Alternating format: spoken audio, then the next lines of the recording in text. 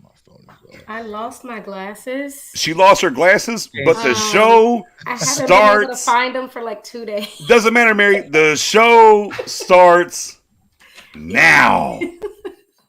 BJ Nix, are you here? Present.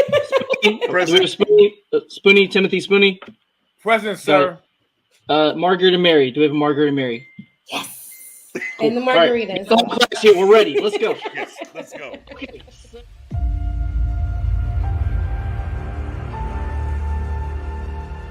the time to line up behind your team, to support your team. Have faith in that team. You know, it's peaks and valleys. You know, it can't always be good. And as I always tell people, you're never as good as you think you are, and you're never as bad as you think you are. But when we do know about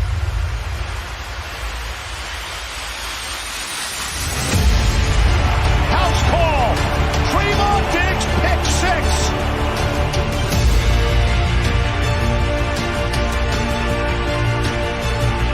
It's coming. They see it. Knocked away. Oh, Gregory! Hurts in trouble. 3 Cowboys wrap him up, make it 4.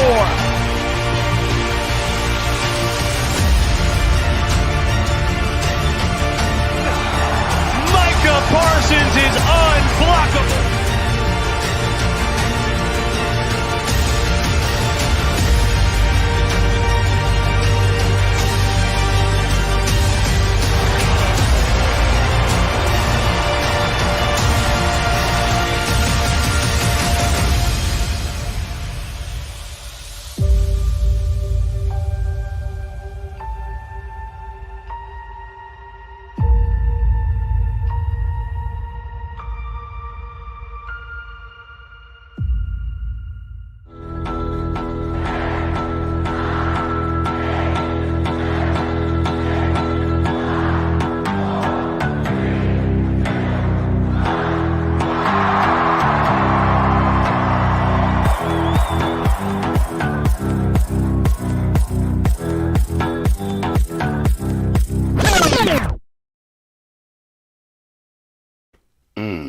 Oh, cue the music up.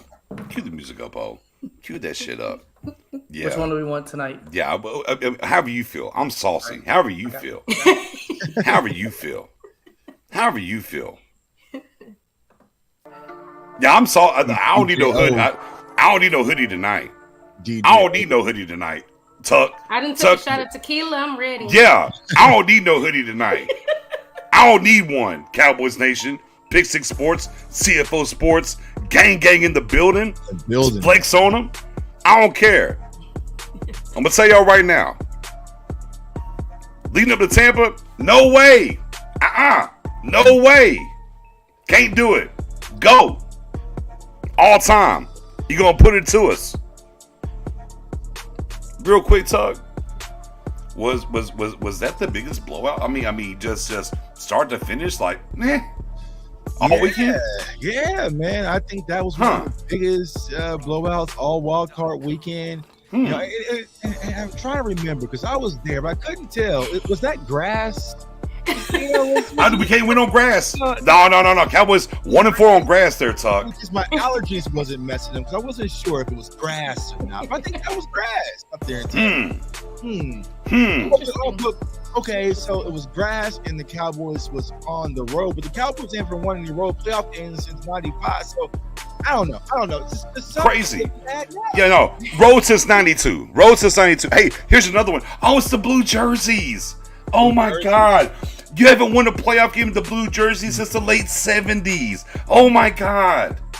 Oh, Tom Brady. Oh my God. Tom Brady 7-0. 7-0. Oh my God. Dak Prescott's interception streak. Oh my God. Tom Brady has more playoff wins than the whole Cowboys. Ooh. Oh my God. Never mind the other Young, like 80 teams, 20 teams in the league he does that. But oh my God. Did y'all not see what they did to the Carolina Panthers? Oh, 400 yards passing. Oh my God. Oh wow. Oh my God. Yeah. Fun. A team looking for a coach right now. Yeah. And if you guys remember, last year, week 1, we did a show leading up to Tampa. Facts. And I tell y'all, Cowboys Nation, Them cannons was silent as hell, man. I didn't hear no cannons, man. We didn't hear no cannons, man. It was Them cannons got silenced. I mean, the only thing I saw was Tuck in the end zone, and he missed the extra point. He was like, "Hey guys, we forgot one. I almost brought home a Brett Maher souvenir, man. But you know, they had the hot boy chain. Oh, hey, look. Now we've done this before. We've done this before on this channel.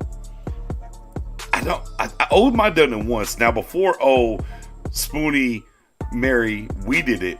Let me do it. Hey, pack them chains up and take them to San Francisco. Pack them chains up. Yeah. Keep them safe. Let's take them hot boy chains to San Francisco. Yeah. Dadgummit. I don't care. Because what you heard afterwards, oh, well, Tom Brady's old. Oh, of course. Oh, my God. Look, they left out the complete narrative that Jensen, the all-world Mr. Nasty center show back up. Don't care. Right. Don't care. Right. Didn't matter. Oh, you didn't get here early with me and Spoon. Spoon, I told you it's going to be different tonight.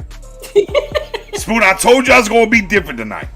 We did all that. The 12th ranked quarterback of the playoff teams. Remember, the 12th ranked quarterback of all the postseason teams, and we still won. That part. This is the GOAT. Shout out to Dan O. This is the GOAT. This is 10 minutes left in the fourth, y'all. Hey, what we doing? What we doing? Y'all not gonna send Brady on his farewell? Come on now. 10 minutes left in the fourth. Hey, look. Fourth quarter. All I need to know is simply this: Tom Brady is 0-1 in the playoffs against the Cowboys. That's all I need to know. I don't care. He's the GOAT. I don't care that he's 7-0 in the regular season. I don't care about the Super Bowls. All I know, when his career ends, he'll be 0-1 against the Cowboys. And nobody he decides to go to whatever team to go play for and whatever at 47, 8, 9, whatever, guess what? You got retired in Tampa, homeboy. What's his record versus Mahomes in the playoffs? He got about he might have won. He might have won a Super Bowl against him in the playoffs, but that's neither here nor there, though, Todd. That's neither here nor there. So what's up, my guy DMV in the building? DMV, man, drop the link to DMV, man. Hey, man, we'll throw this thing out there, man. DMV can come up here too. I don't care. I don't care. Got it. I don't care. I don't care tonight. It could be a Freestyle Friday show tonight. I don't care. Yeah, Mary. Yeah, Mary. This might be a Nick sermon. I don't care. Because we're going to get some shit. We're going to have a reckoning, if you will, about this shit. I don't care. I'm cussing. I don't care. I don't care. Dead ass, I don't care. Because simply, here's what we watch, national media. We talk about this a lot, guys. All of us do, privately, on our channels, on our Twitters. We talk about this a lot. Is the national media and the big little networks and how they move, right? How they move. Cool. Because here's what I sat back and watched. I said, oh, you pivoting mother effers you. I won't go that far in the cussing. You pivoting MFers you. What I heard was, DMV as he shows up, what I heard from these guys was, Cowboys Nation should thank me. Because everything I said, they showed up. Shut your ass up. How about that? How about that, Chris B? Chris, I'm sorry. Shut your ass up. I ain't even heard about the B list or what, the over list. I don't know what that damn list is. I don't care. I ain't never heard of it. Before the game, though, they were strutting. Yeah. Tuxedo. They were strutting. Yeah. Brady jerseys. All that. Where's that energy? And then so Chris Broussard out here talking that BS. And then, Stephen A. Smith. I'm going to be quiet I'm going to be quiet now because it's because of me they went out there and won. They didn't show this bitch ass back up. I'm sorry, I'm cussing. I'm sorry, Mary. I'm cussing tonight. I don't care. And he's like, and he turned up again. I ain't beating them. After Monday, he was humbled, or Tuesday, wherever the damn days are. We played late. Humbled. Oh, well, I was too loud. Cowboys Nation should thank me. Oh, Man, shut your ass up. Right. How about that? That's really what I said. I said, shut your bitch ass up. Yeah. Oh, yeah, we cussing tonight. YouTube ain't going to give us no money. That's okay. We don't need no money tonight. This is free game right now. It's free game right now, DMV. What did say, Stephen A? Watch your mouth. Watch your mouth. Watch your mouth. Stop playing. Stop playing. So, you know, and again, at the very end of the space, after we lost to Washington, dial up my timeline on Twitter. Your guy Nix. I said, we'll beat Tampa, book it. Man, please, man. Man, stop playing with me. Stop playing with me. I ain't trying to hear that. Now, we'll get into San Francisco. We're going to talk about that. We're going to get into all that. These X's and O's that you see on the screen. We'll get into all that. But right now, it's only 10 minutes in. Man, we gonna stretch the legs up for another 10 before we get into that, because we gonna smoke this Bucs pack real quick. Yeah, but here's the thing, y'all, and I said this on my video I dropped yesterday. I'm not talking to the Bucs fans. I'm not talking to the national media.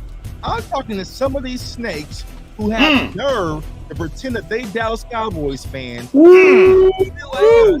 But every opportunity they get the chance to poo-poo on our team and poo-poo on our quarterback, and we drop a Dak film session, and it's all these comments. Oh, but I saw him jumping on tables. I saw him running the streets and taking off his shirt and waving flags. And so, we gonna smoke y'all out too. What happened on Monday night was for the people who's ride or die, who really believes in this team from day one and continues to do the right things and pump our team up and support our team. And who believed in Dak from day one too. Yeah, because the people that Tuck talks about on every single intro. Tuck, what is your statement you say every single show when you start your show? Real Cowboys fans, stand up. Yeah, real Cowboys fans, stand up, man. Like that's what it's about, man. Like, because I seen it and I said it in my video yesterday. Oh, my comment section is dry. It's dry. It's tumbleweed dry. When I dropped my Dak video before, it was just full of comments all over the place, right? Where are those Cowboys fans now? Well, I mean, that was a good game from Dak. But you said he was one and done. He's not worth $50 million. We should give him $25 million. You just don't think he can win the big game. I thought Monday night was a pretty big game. Hold on, pause. Let me stop you real Tuck, and I'm gonna get this real quick. And I realized this in the post-game space after we beat the Bucs. And we're going through it in Cowboys fans. This is about the other Cowboys fans. Not y'all that are here. Not us on the panel. This is about us popping balls and celebrating. Not because we won everything, but y'all ain't listen. Listen. Right. Y'all ain't listen. It's either here or there. But here's what I heard. You know, it don't matter. This and a third. But the point was, and the point that I brought was simply this.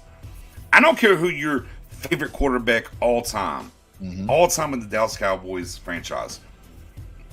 Mr. Turn out the lights. The party's over. Mr. Meredith.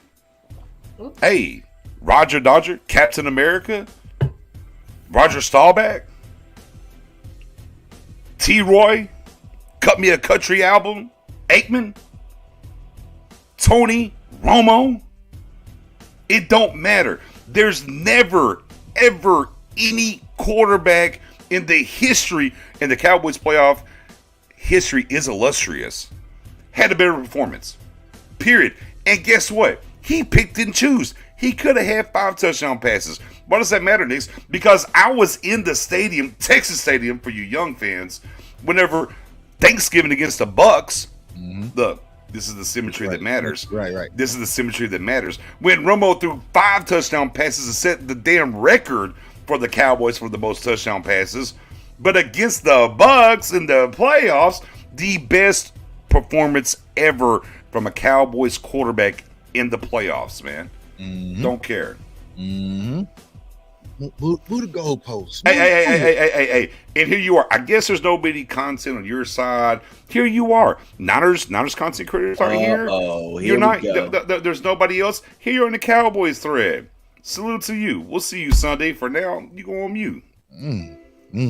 How about that? You know what I'm saying? But yeah, man, Monday. I mean, I said it because y'all know I was live in the building, man. I have never been more proud to be a Cowboys fan. Like that is the energy I've been asking for at home games. Everyone was standing up. Like it felt like it was Cowboys Stadium, to be honest with y'all, man. Like third down, we were standing up, rocking for our defense. Like they left 10 minutes in the fourth quarter. We took over the stadium. Like all the Cowboys fans just flooded behind the Cowboys bench because they was gone. You know what I'm saying? So I was like, let me go get behind the sideline, and to get that win, man. And I said, a lot of people talk about, Kelvin Joseph and whatnot, but to see Kelvin Joseph come over, acknowledge the fans, he's had Trayvon Diggs, you had LVE, like it just felt special, man. And then y'all saw the video. When I got into that hallway, it was just pandemonium. It was pandemonium. Take over your block. Walking your trap, take over your trap. That's exactly what Cowboys fans did. We was jumping on tables, we was rowdy, banging on stuff. It was just like, this is it. This is it, Cowboys Nation, and it shows the power of what we can be when we put all of our energy behind this team, man, and it was fun. And then, there was Bucs fans, they were singing Fly, Eagles, Flies. They walked out the building, and 49ers going to get y'all up out of here. And I was like, hey, man, I appreciate it. You know what I'm saying? Because y'all know what's happening. Y'all going back. Cinderella's the glass slipper fell off. Tom Brady's about to go to, Miami or something like that. And y'all about to get Jameis Winston back. Right. Here's the thing. It's funny, like Niners fans talking like Tom Brady about to show up, but neither here nor there. Right. Look, here's the thing though. As I talked about Dak Prescott having the best performance from a Cowboys quarterback period in the playoff game, there's still Cowboys fans talking about it doesn't matter. That's crazy. That's just insane. Oh, yeah. And why a lot of times there's a large percentage of Cowboys Nation that I get it. I don't want to mess with. Well, they rather be right on social media than just be a fan. I smell the clout snorting, if you will. Right. Back in, O's very smart. Let me tell you why O's very smart. Because I was going way left, and then O changed the music. I'm like, let me calm down. He put the lo-fi on. I said, okay. All right. Okay. I'm a chill. No, I'm not right back up too. I just want to get. If you dial it back up, I'm gonna go right back up. I flow as a D. I flow with music. So I said, okay. So told me to break it down. But low key though, I do want to say this. I'm gonna spin the block with this question for everybody on the panel. I want to say this. Everybody in the building that rocks with CFO, that rocks with Pick Six, that rocks with us on social media. Hey man, that game was for us, honestly, and how we bang the table and what we believe in and what's going on is for us. Look, we'll worry about, and we're going to get into it. We're going to talk about this game against San Francisco and what it means and what we need to do. But low key though, I didn't like. Here's what the energy I didn't like, y'all. I didn't like how we were going to get dusted. And then we dusted them, and then I like the same energy, and the same energy is like, and going back to y'all won because I was saying y'all wouldn't win. Blah, blah. No. Just keep the same energy. So salute to everybody in the building. Salute to us on the panel. I actually did win because I did that. That was my reverse. It's worked out. Hey, yeah.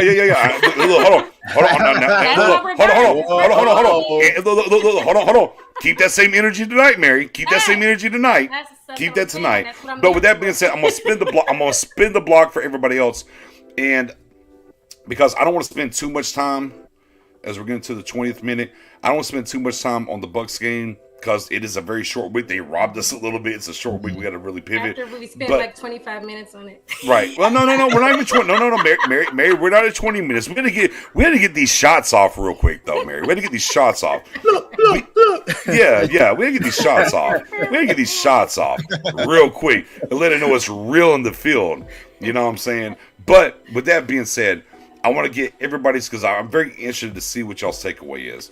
I want to get y'all's number one thought from the Bucs win moving forward. What was your number one? Oh wow, whatever it is, you're just your number one thing from that game and moving forward. I'm gonna start with you. I mean, it's really hard to pick just one thing, and I know it is. I know. Everybody. So I will answer the question. It was just really cool to see the same things that we talked about in the regular season, right? We talked about Kellen Moore and some of the play calling and what we would like to see, and defensively some things we'd like to see, like wrinkle-wise. And then there was this conversation that's really been a conversation the second half of the season 2 years in a row on, are they keeping things in the pocket for the playoffs? Apparently we did, because on both offense and defense, there were things we haven't seen in quite a while at different levels from what we had previously seen. So it was nice to see us elevate our game on the road, rise to the occasion. But from a coaching standpoint, yeah, talent-wise, we beat them. But I thought we outcoached them on both sides of the ball by a large margin, and that was cool to see. Yeah, and to kind of highlight one of those points there, as we talked about on our Wednesday show, and Tuck, I know you did it on CFO channel, and Davey, I think you did in that little pot too.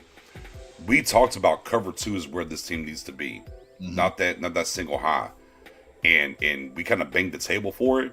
And dadgummit, guys, DQ was listening. He had a burner account in here.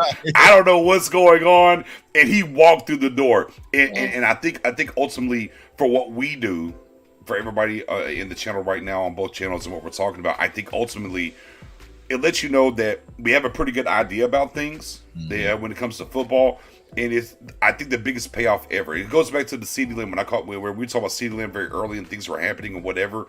But I think the very big payoff is whenever we see the game a particular way and these guys are getting paid millions of dollars and whatnot, it lines up and it works. We're like, okay, we're in the pocket. Shout out to DMV. Mr. Put me in the pocket. See, I'm an old school hip hop head. Yeah, put me in the pocket. Yeah, no, I remember. I remember old boy out there in the DMV getting it in, if you will. And it was just good to see that the way that we saw the game and how much time we spend on it. DQ saw the game the same way. That's pretty awesome. Spoonie, Mr. Sermon, if you will. What's the number one thing from this Bucs win that you take away from it? Well, I'm gonna start off by saying first, the Cowboy Nation in the panel, let's be respectful and give the 49er fans the front row seat. They are guests tonight. Oh. They are guests. Welcome. And welcome. BJ, I heard you correctly. You said it's a free fall, so my language is allowed to be the way I want it to be. Correct? Oh yeah. Oh, hey, sir. Look. Hold on. Pause. Hold on. We won. Hold on. We had OT season wise. Yes, sir. We went down to Tampa, did what we had to do. We on to San Francisco, brother. All bets are off now. Okay, that's fine. I just wanted to hear that and make sure. Go ahead, see, I see what you did there. Oh, damn it. Oh.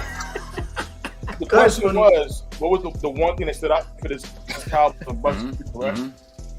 The one thing that stood out for this Cowboys and Bucs game is that we are now wanted for murder. That's what it is. You see, you 49er fans in here. Oh, I'm gonna let you guys know. We just did you a favor. The way we fucked up the Buccaneers. Oh, he used that for a Tom Brady. I had to blink twice on that one. Confuse them and all. There's a great chance that come we play y'all Sunday night.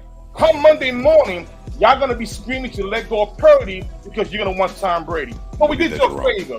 We have we made a quarterback available for you for the off season. I just want to put that out there for y'all. Remember, it's not your sermon though, Spoon. Just remember, we got your sermon still. No sermon. Oh, your bag's deep tonight. Would you tell me, Spoon, your bag is deep tonight? Yeah, yes it is. Oh. Wait. Understand.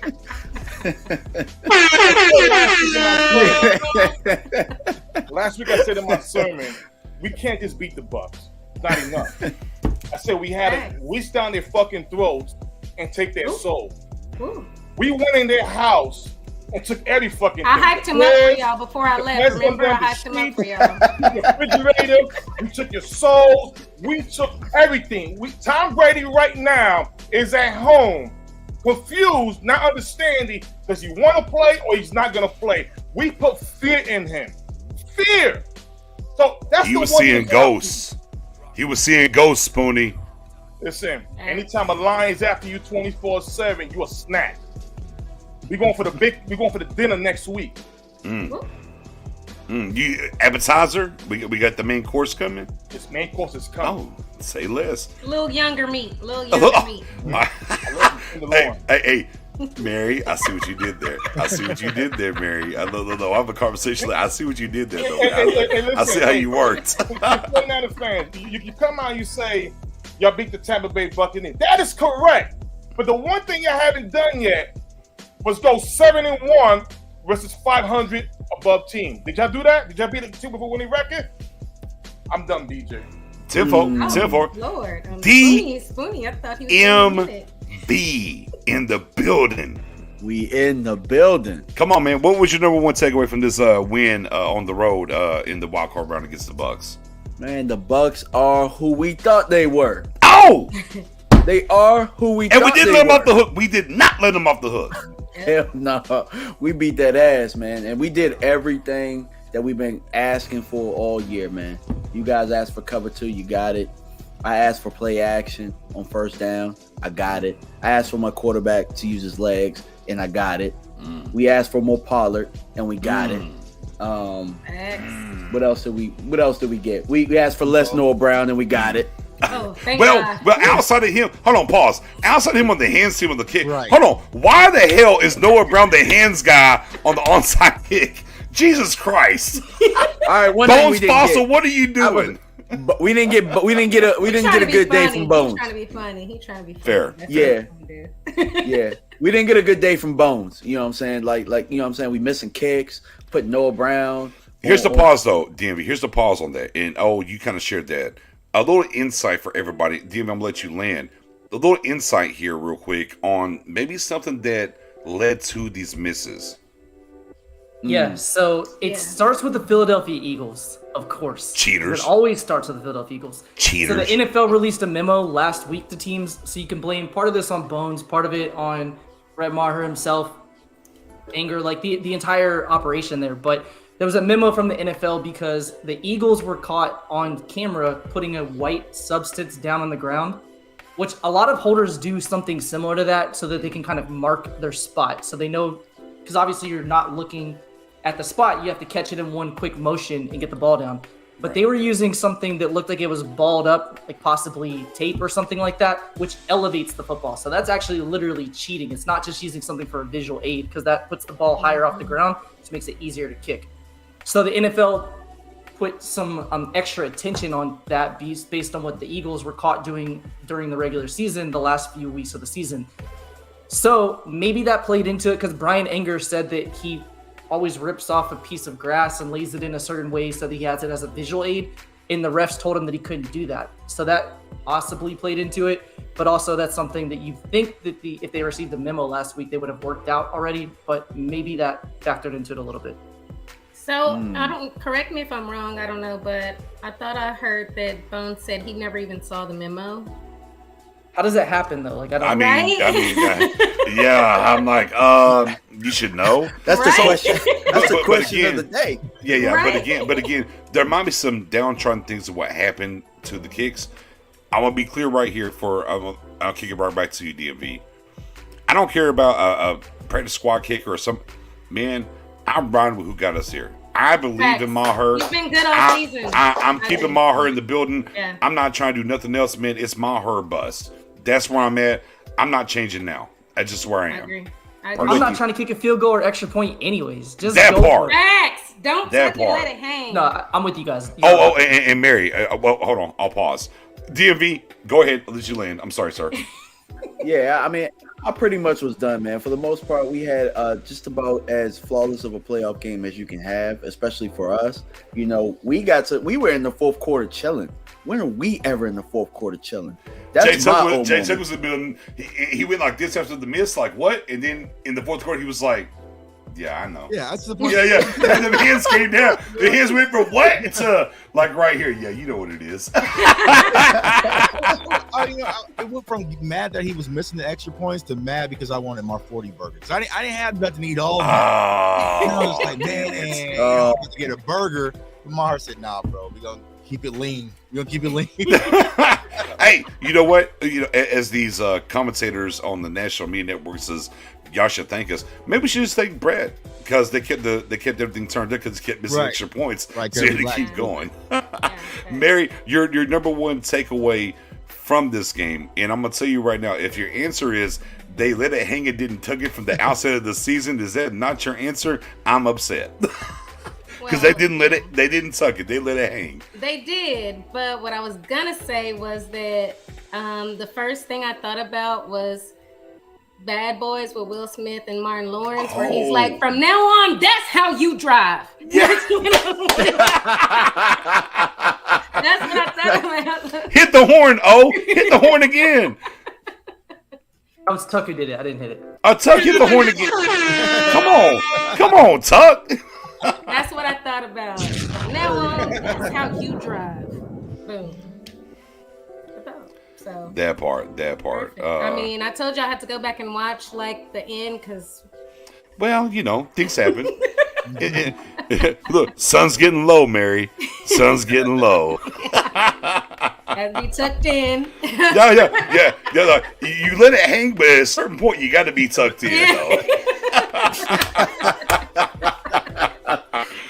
Yeah, sooner or later, you got to be tucked in. It is what it is. Tuck. At the game, man, look, from my standpoint, man, I enjoyed the vlogs and how you rocked. And shout out to our guy Tag. I've loved kicking it with him as well in the moments you had. And the funny thing that I want to bring up. So, for those that didn't know, if you didn't follow Tuck, JTuck151 on Twitter, all the social medias, he was doing actual vlogs and things that were going on. And Tuck didn't realize the hotel he was at was where the players were staying. Now, if you never met like me, Tuck, Spoonie, we're big fellas, if you will. Right. Yeah. We're that 6'3" to 6'5" range. Okay. Look like we might play still because we're old, but we look just young enough we can still play. And Tuck's ass walked into the hotel, and Cowboys Nation was there, and the clap started happening. The pictures, Tuck's like, hold on. Tuck was like this. Wait, who's behind me? But it was for you, Tuck. Man, last thing I almost had a minor heart attack. Me and Mike Tag, salute to my guy Mike Tag, was out watching the game. Yeah, she was the Tag Nation. And she was like, "You need to get back to the hotel." I'm like, why? She's like, "The players are coming." Like, what players? She's like, "The team." All of them. I'm like, "What?" She's like, "They're staying here at the hotel." I'm like, "Are you serious?" I'm like, "All right." She's like, "Yeah, because they're roping everything off." All right, cool. So Mike drops me off, and I go to the side door, just because that's where he kind of dropped me off inside the building. So I walk in, and I just heard, "Woo!" and lights flashing and clapping. I was like, "Oh, no, saying false alarm, man." Ain't nobody. But I mean, it was a cool experience, man. I had a blast, man. And I'll tell y'all this: my guy Vach always talks about Chauncey Golston and all season peanut butter. Like, Double I too. I just want to give a shout out. Double I has been heavy in the last 6 weeks on that. Yeah, we are big guys, but Chauncey Golston is a lot bigger than I expected. Because I saw him in the lobby. I'm like, damn, bro, he's big, man. But it's like, I really enjoyed just the atmosphere, like seeing Cowboys fans, how we traveled so heavily, man. It was great. And then just from the game perspective, like DMV and everyone said, man, as content creators, it was kind of like our trophy day. You know what I'm saying? Because all the things that we talk about throughout the season, they finally put it together, right? Oh, it was big on, you should just move Izzy to corner. You should just move Izzy to corner. You gotta have that comp. They put Izzy to corner, and then boom, he has his best NFL game. You know what I'm saying? It's like, oh, and when I knew things were going to be different, is when I saw that Hulk formation come back. I said, oh, okay, this is what we're doing today. We about to play power football. We got the tight ends involved. Dak used his legs, like DMV said, like played cover too. Like there were so many different things that we've been speaking about frequently on both channels. This finally came together, man. And we even saw, Turpin kind of have the impact. So it was good to see, man. So it's really just hopefully we build off that momentum, which I think we are. But I was at First Take that a lot of people know, and like First Take to kind of let y'all know, man, it's very orchestrated. Like, facts. You stand here, we're gonna put you over here. I'll do this now. Don't do this okay, then. Now you guys boo. You boo. So, but they're like, hey, there's no cussing or whatever. You know what I'm saying? Okay, cool. So I'm sitting all there, and Stephen A is talking about Dak. Yeah. And these Bucs fans were just like, yeah, Dak is suck. And I'm sitting there, arms folded, and I'm just like, Dak's about to fuck y'all up, bro. Like, I'll say he's about to fuck y'all up. We gonna cuss on our child. I don't care. I told you I'm X-rated tonight. I don't care. I was like, Dak is about to go hard. I'm like, Dak is about to carve y'all up. But what do you mean? Like, bro, we remember week 1. Like, it's gonna be worse than that. Like, I bet you. And I started barking. I'm like, all right, Tuck, hold on. You gotta calm down a little bit. So I was in playoff mode for the moment I landed down. You know what I'm saying? So I was getting irritated, and then see Dak go out there and carve and shut everybody up, man. It was beautiful, man. So it was just incredible, man. You know what? Yeah. Now I don't need no hoodie tonight. It's all access. It's all access. No hoodie tonight for me. I'm all the way turned. Man, we get to the Niners. I don't know how I'm gonna talk right now. To be honest with y'all. That You're gonna game get show banned is from so YouTube. different. Shit, they might ban me, Mary. I don't care. Nah, You can't tell me nothing. Go ahead, Spoon. But a lot of people who follow me, man, I posted the video, after the Washington Commanders loss, and I told y'all I'm not going like that. Like, I don't care who is Tom Brady, I don't know Jan Brady, I don't give a damn. Like, we are. Hey Tuck, they've been talking about his damn Cliff moment for 10, 15 years. Right. Guess what? Cowboys showed up and gave it to him, and y'all watched 300, right? Y'all ever watched 300? Everybody watched 300? Yeah, right. No. Yeah, 300. Yeah. And he looked back, look, that looked back at McCarthy, and he looked back at Kellen Moore, and he looked and said, "Man, this is Dallas," and kick that bitch out. You'll find plenty of land and water down there in the bottom. That's what happened. Ooh. Man, I'm telling you, I ain't got no regard for them cats, man. It is what it is. Because they told us there's no way we could beat that dude. Right. That's what they told us all week. I don't care about their language Tuesday, Wednesday. I don't care. If you go and dial it up prior to the game, there was no way we could go in there and do that. I think only 2 people picked us to win on TV, like 2. Right. DMV. Hey, Tuck, don't look what don't look what DMV posted. Don't do that. The funny thing about do that, that. right? So That's why I posted it. Hey, for the Mike Tag, and as I'm walking to the stadium, I had Thunderstruck on my phone blasting, man. let's go.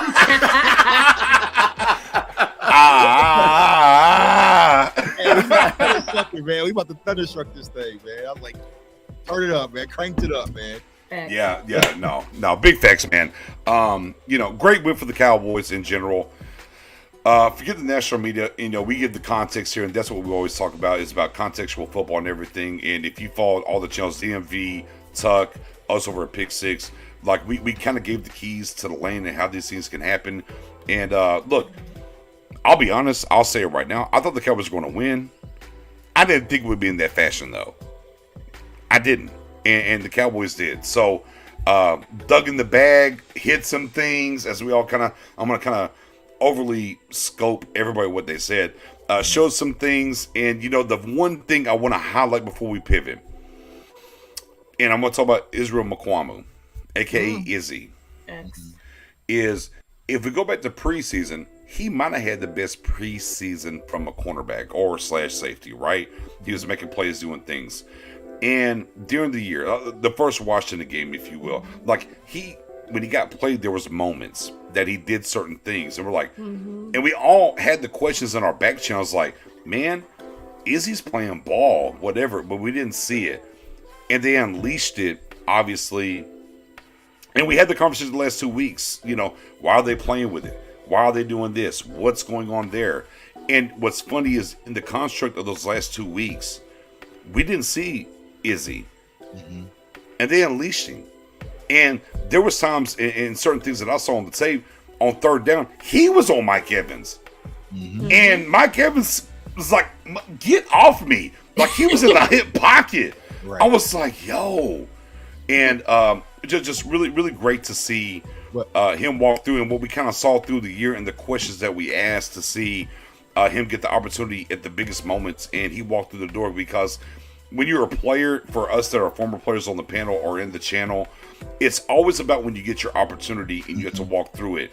And the one thing I can say about Izzy from training camp, when we got to see him, is moments in regular season to the playoff game.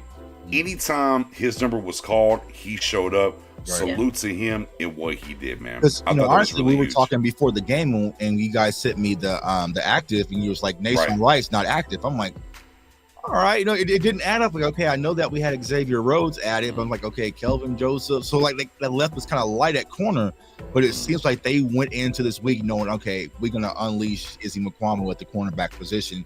And also, you gotta give credit to Deron Bland, man, because he stepped up and played phenomenal. So our young guys, man, paying dividends so far, because that was a game. I mean, hell, Tom Brady threw 70 times, damn near. You know what I'm saying? So they were 66. He couldn't hide them. You know what I'm saying? So everybody was tested, and they stepped up to answer the call. So like you said, Nick, it's really about taking advantage of your opportunity when it comes. So hopefully we'll continue that part. And Spoonie, the Freestyle Friday show, and we're definitely going to dial back in there because he'll show up.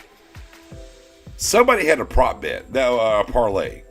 What was the parlays? I think it was Giants winning and Cowboys losing, right? That for 500. Is that what it was again? I can't. Oh, yeah. He took the Giants winning in the points against the Cowboys, so 3.5 points. All right, cool. So for those that didn't catch, it's on the channel, the Freestyle Friday show. I honey roasted him every step of the way. Every step of the way. Every step of the way. And when Toxic Tom shows up Friday, it's going to be glorious, because I told him straight, I was like, I don't want your bet to be folded on the Giants. I want that to give you hope, just so the Cowboys is going to snatch your 500 away as a Cowboys fan. And lo and behold, so he took he bet the money on the the parlay was Giants, and then took the points in Tampa. And I was like, I want you to let the Cowboys snatch it. So if y'all didn't see the Freestyle Friday show, go back and watch Honey Roasted. Oh, this Friday, guess what? We barbecuing. I'm barbecuing for sure. Meanwhile, please. while he's losing 500, your boy put $15, not a lot, $15. That's okay. Dalton Schultz to be the first time scorer in the game, and I won. Winner. Hit, yeah. Let's go. Chicken dinner. I took winner, chicken dinner. It's funny you mentioned Giants fans, because you said he is a Giants fan, right? This guy? No, I roasted because he's a Cowboys fan. So he's a Cowboys fan and bet against the Cowboys. Oh, he got the work. One of those, yeah. Yeah, one of those. One of those. Tug, we're going to stop saying what are those on social media. Be like, one of those, and these Cowboys should be hating on the Cowboys. Yeah. And I like that. That's all. Yeah, and I like that. All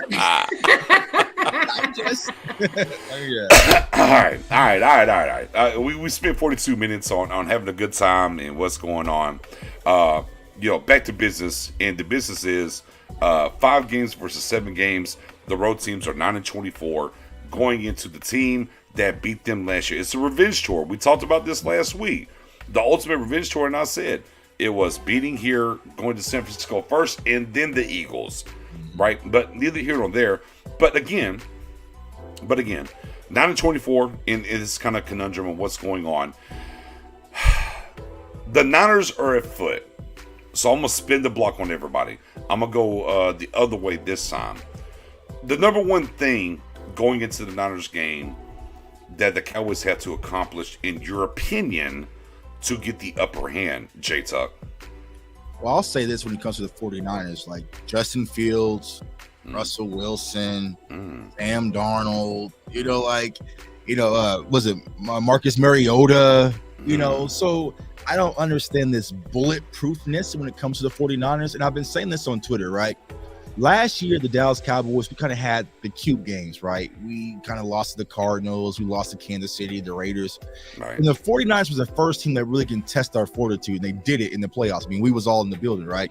But this team this year has been built to be punched in the mouth and to be able to take a punch. I feel like we're a lot tougher, man. So I feel like the order to win this game, we're going to have to win the game in the trenches, right? Offensive line, defensive line. That is where the game is going to be won, right? If we can get pressure on Brock Purdy and make him be a quarterback and not just be a game manager that can kind of take things off the run, then I feel like it's going to work to our advantage. And also, I feel like if our offensive line can protect Dak, Dak's going to have another phenomenal game where he can carve up their secondary. So this game is going to be won in the trenches, and I feel like the Dallas Cowboys this year will be more prepared than they were last year. This is why we went and got Tyler Smith. A lot of people kind of head scratched the draft pick. Sam Williams, like that toughness in the trenches, has been all built for this San Francisco game. So I think the Cowboys are going to be ready on Sunday. That part. And, for the rest of the panel, J-Tuck has what we call around here a Mary moment. And he took the whole bone. That's okay. That's okay. Oh, my bad. It's okay. Yeah, I said one. Thing. Okay. Yeah, I just said one, and you took the whole bone. And look, me, Professor O, and Spoonie, we have had to deal with Mary at times when we ask this question, and she just takes the whole bone, and all of us are like, well, guys, sure. So like Mary said, I agree. That's well, you know what Tuck said, that sounds really good. Oh, bad. Hey, we in the building. Hey, we eating right now. We in the building. Mary, if you want to cherry pick anything within that, was there a little cube, a little corner, something you can get? No, I agree. I mean, Dak you agree? Running, okay, yeah. Dak running. DMV's like, fuck, I'm next. We need some of that. He looks great. He looks great running on Monday. He looks Appreciate the beard coming back, though, DMV. Go ahead. Yeah, I told you. I like it. DMV lost the beer for like a day, and then he had it back. It was back. Yeah. Mary, are you all... Wait, pause. Is that Modelo? Yeah, hold on. Yes. Mary, is it tequila and Modelo? Yeah, I had Oh, shit. She in playoff mode right now, ladies and gentlemen. Must have been a long day at work. Shit, my light just fell. It was. She in playoff mode right now. It was a long day. And to add, that wasn't. No, you don't need to add. Oh, pause. You don't need to add. You done did everything. I'm going to say something, though. The people who saw the videos of Tuck, that wasn't Margarita Tuck. That was Aquafina Tuck, man. All water. Good for you. Hold on. Tuck, I did see. Hold on, Tuck. Tuck, I did see. High quality H2O. Hold on. No, but Tuck did say we might need to get a what you call it? Airdrop him. Yeah, Cowboy Rita. Man. Honestly, I think Aquafina Tuck was a lot worse than I was fully aware of what I was saying at all times. 10-4. DMV, whatever's left on the bone, by all means. Yeah. I mean, for my movie people out there, for the people who have Netflix, they got all the Rockies on there. So I'm a big Rocky fan. So I watched Rocky 3 on Friday, and everything Tuck said, that's what happened. Remember Rocky? You know what I'm saying? Went up against Mr. T. Mr. T whooped his ass. He went on the beach, told Adrian he was scared, running wind sprints, and he had to do a lot of soul searching. And that's what we had to do to get to this moment. You know what I'm saying? Like, remember last year, y'all were on my channel, and we were all like, oh, we going to punch San Fran in the mouth. And it came out, and they dogged us. And we built this team based on this moment. So, revenge tour, that's what it is. We had to get Tom Brady. Now we got to clip them. It is what it is. 10-4. Spoonie, number one thing for you here going to San Fran, Santa Clara, wherever they play. Well, it's like a one of these fairy tales books. We have a dragon. We all know that when it comes to the dragon, you got Bosa, you have Debo, you got CMC. They're the body of a dragon. The wings is the quarterback. Oh, how can we trap a dragon? Well, first we got to make sure the dragon can't fly. So once we clip the wings of that dragon, he can't go nowhere. We got him on the ground. And this is where we cut up his legs down, cut his arms down, cut his tail down, chop the ass down. So it starts with the quarterback. We have to take the glass slipper off of Cinderella, Purdy, and quarterback. You take that slipper, you're gonna burn it. Once we burn it, now everybody's confused. right. They gotta adjust. And this is where we get in there, we smell blood, and we just do them in. 10-4. 10-4. What you got? Yeah, so I'm doing two things at once because I'm adding my visual aid for you guys while I tell you this. But the Cowboys will beat the 49ers if this is a Tony Pollard game. This is the game. I'm sorry, Zeke. You're only getting red zone touches if it's up to me because the 49ers run defense is susceptible on the edges. If you rush and have somebody who's explosive, you can gash them. It's happened repeatedly all season long. So let me just start with the most recent evidence. I'll put it up here so you guys can see it. All right, so this is just the postseason. One game, small sample size, right? When you attack the left end, which is outside of the tackle, anywhere outside of there is considered the left end. The Seahawks average 7.17 yards per carry. when you attack the right end, I don't know why it looks like this in here, but the right end is actually 7.67 yards per carry. Mm-hmm. Okay, small sample size. That doesn't mean anything. Cool. Let's look at it in the regular season. This is the entirety of the regular season. When you attack the right end, they give up 6.61 yards per carry. If you run for 4.5 yards per carry in the NFL, that's pretty good. You can get 6 to 7 yards per carry running outside. Kellen, get in your bag. I don't care if it's counter traps. I don't care if it's jet sweeps. I don't care if it's toss sweeps. I don't really care what you do. Attack them on the outside and let Tony Pollard use his explosiveness, because they have an aggressive pass rush and you have a guy like Bosa. He's not bad in run support. I don't want to make it seem like that at all. But when it's somebody whose bread and butter is getting after the quarterback, and we see this with Micah Parsons at times too, when teams attack him, you use their aggressiveness against us, right? Mm-hmm. So when Bosa explodes off the snap, you can have your tackle just take him out and have a tight end from the opposite side running back across the formation to kick out the linebacker. Next thing you know, you have a huge hole.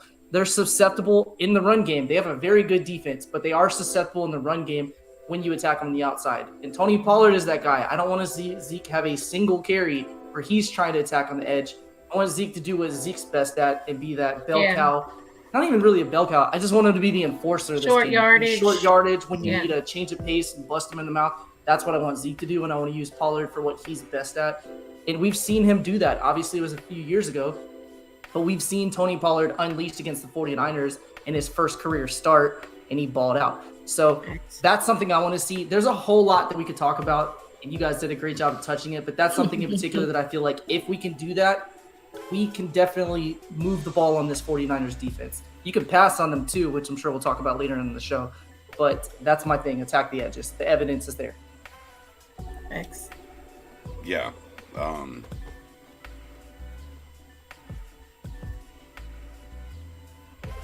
I think in general, what a year's difference can make, right? And if we go back to last year, if we really be honest, not week to week and change the narrative and what we do, not us, the national, and we what y'all win, whatever. Simply, we knew what the Cowboys were down the stretch, right?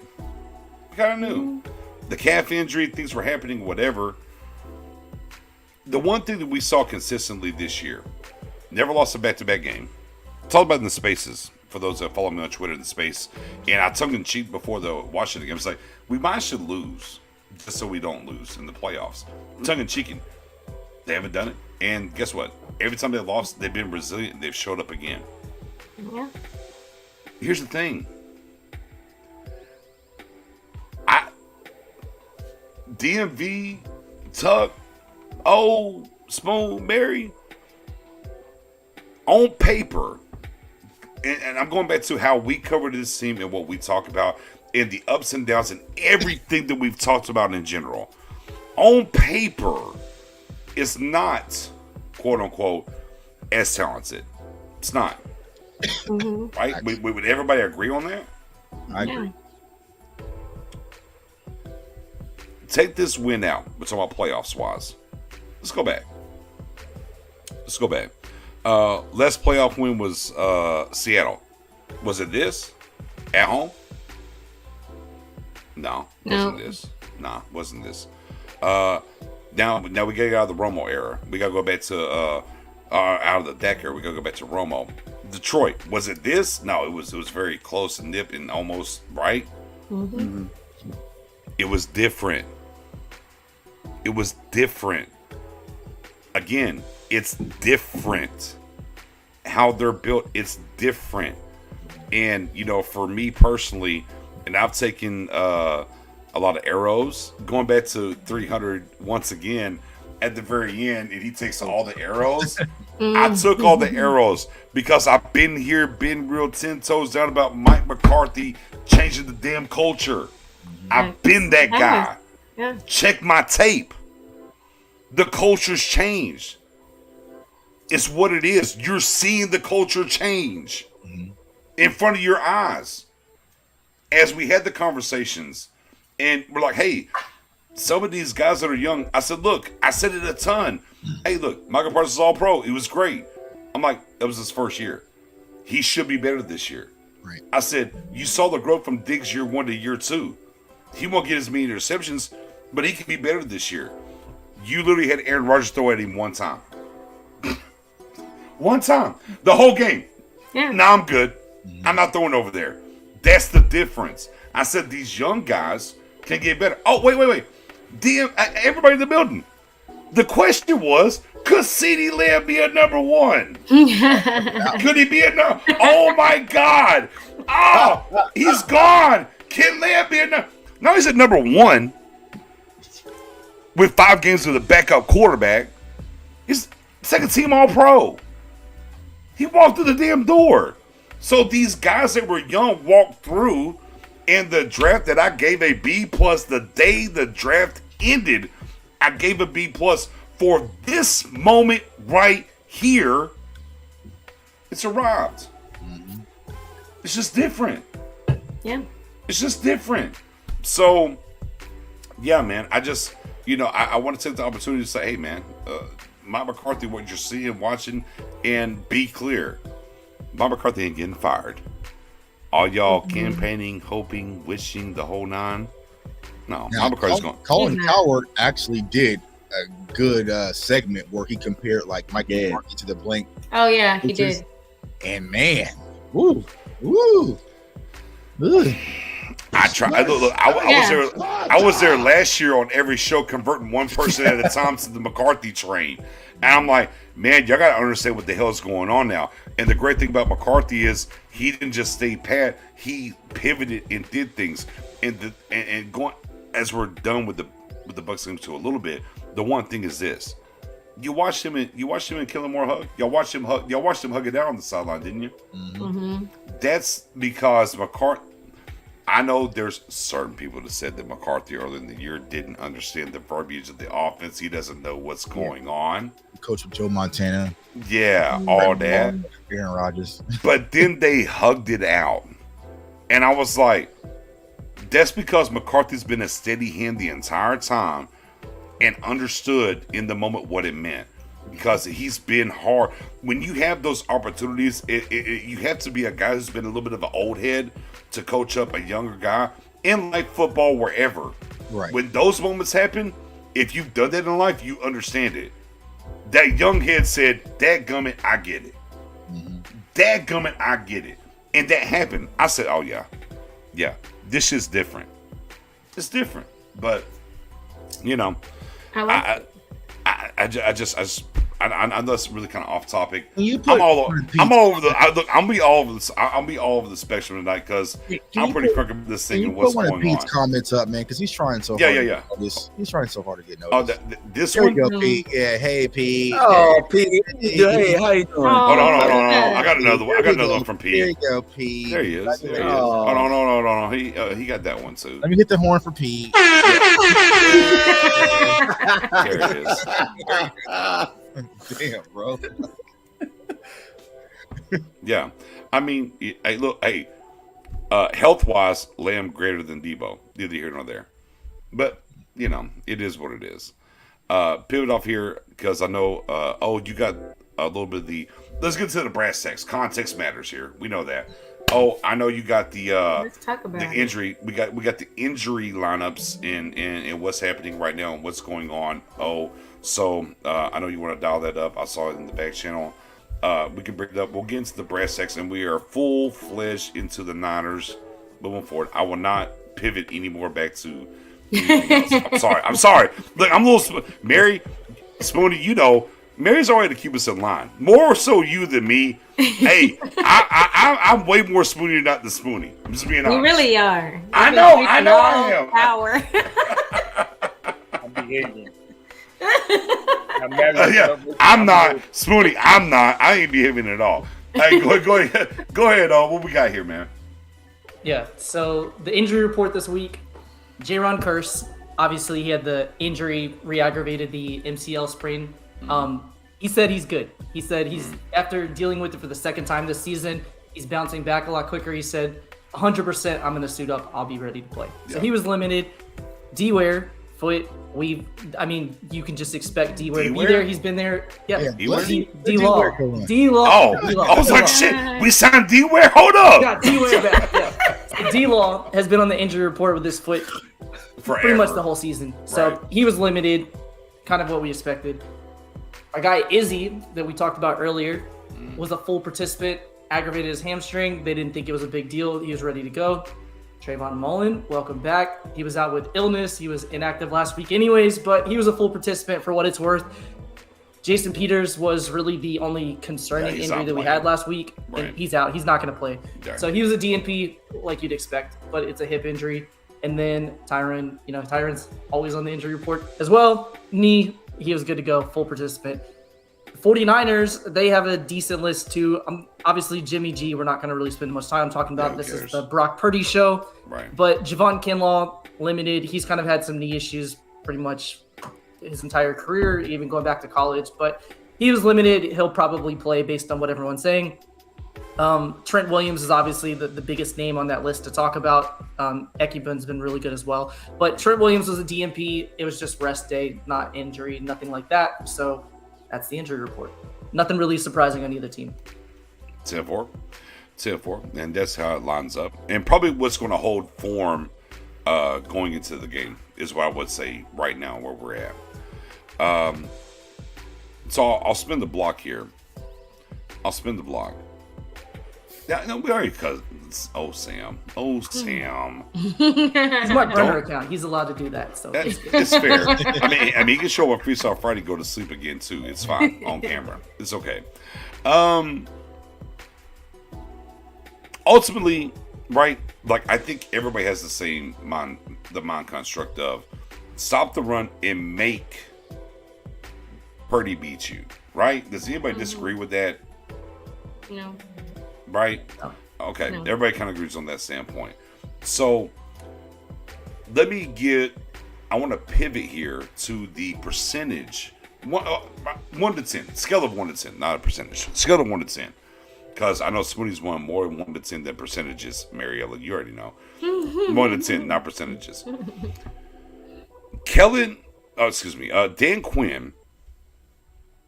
And I think this is a big check mark that nobody talks about. We're talking about Dan Quinn versus a rookie quarterback. Mm-hmm. What is your confidence level that the Cowboys can limit the run game and make Purdy be the guy that beat us on Dan Quinn's level here, Professor O? What is your confidence level of that game plan, since we all agree that should be the game plan?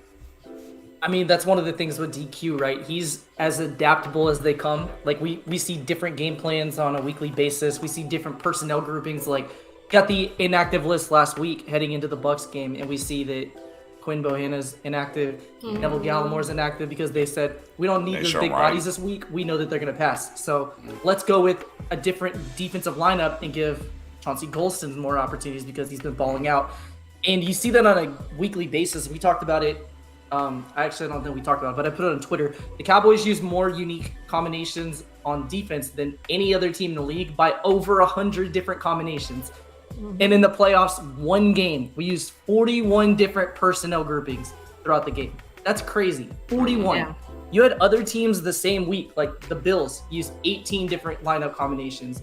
The Dolphins, the Giants, 23 different lineup combinations. So I absolutely think the DQ will have something, or probably multiple looks, to try to slow down the run game, because if you could do that, you now have a rookie quarterback going against a good pass rush with a secondary that's playing pretty good football, especially with the lineup that we had last week. So score 1 to 10, I'd say an 8. I feel pretty confident. Okay. Spoonie? 1 to 9. 10. Whoa! I'm gonna let you finish the sentence. He had it ready. Straight 9? Straight 9 action? Okay. All right. Hey, Spoon said, I'm here with the 9 and I'm out. V. DQ. I mean, Spoon said what he said. I mean, look, I don't need to press Spoon no more. Hey, Spoon, look, Spoon's got his game face on. I ain't trying to press. I ain't trying to press Spoon. DMV, Dan Quinn being able to make and put Brock Purdy in this situation to beat us. Where you at? I'm at a 6. Okay. Kyle Shanahan has had a lot of success over DQ over the years. He knows the rules, knows the ins and outs. I don't think Purdy's going to have a good game, but Kyle always has wrinkles in that run game, whether it be motion, moving juice around, fullback. Big J is a beast. Yeah, he is. He might low key, like a lot of people won't say this, but I just did a film breakdown on him. He might be the best player at his position on that offense. So he's definitely a Swiss Army knife. Yeah. They move him around, Kittle around. They're pretty much a fluid 21-12 personnel. Positional offense. Non-positional offense, I should say. Yeah. So I'm at about a 6 out of 10, but I think it's going to be a close game throughout, and it's going to be about adjustments. So okay. Mary, Dan Quinn putting the pressure on and taking away and making Purdy beat them. Where you at? So I was thinking about this earlier today because obviously we're all on the same page about stopping the run. The problem with them is that they can run so many different ways, like like we've talked about. So I think obviously he's going to do so many different defensive calls to confuse him, whether it's run or pass. But also, I think a key to helping us win on defense is offense coming out and just down the field immediately. That's not your confidence in Dan Quinn, though. No, it is, but it's just it makes it easier, complimentary. You're not wrong. You're not wrong. I'm just saying. I just think one of our weaknesses has been the run. Sure. For a long time, and then so what's your that's the confidence level. You got to stop the run debate. I'm going with around 6.5. Okay, just a smidge more than because I do think that they are better than they were last year. Okay, but it's just they're still a really good team that can do so many different things. So got you. All right, Tuck, where you at on a scale of 1 to 10? Yeah, hey Mike, thanks for the super chat. Yeah, I got you. I'm gonna throw it up as we finish. I'm gonna throw it up. I got your back. I would say I'm probably at a 5. And the reason why is because I feel like Dan Quinn hasn't shown that he's capable of doing it all year, right? Because we place a lot of bad quarterbacks, whether it was Sam Howell or, Dobbs, those kind of quarterbacks we saw, like David Mills, like, all right, we'll make him be a quarterback. It should be easy pickings, right? And it really just didn't come into play. And I feel like when it comes to Brock Purdy, these quarterbacks can kind of just go recess ball. It makes things complicated. So I feel like Kyle Shanahan is going to simplify the offense, get the ball out quick. But, I think that the defensive line will be able to get that consistent pressure. And I think Hankins coming back is going to give us a huge boost to the run defense. So I think that's going to help. Now, I said this on Twitter. Me personally, I wouldn't just line Micah off the edge. I would want Micah to kind of be your Christian McCaffrey eraser. Agreed. Because they're going to play a lot of power out his way and give him those body blows to wear him down. So, I would like for Dan Quinn to kind of use that wrinkle. But, these unorthodox quarterbacks, sometimes he can run, sometimes he can throw, they can do a little bit of everything, kind of just quirky.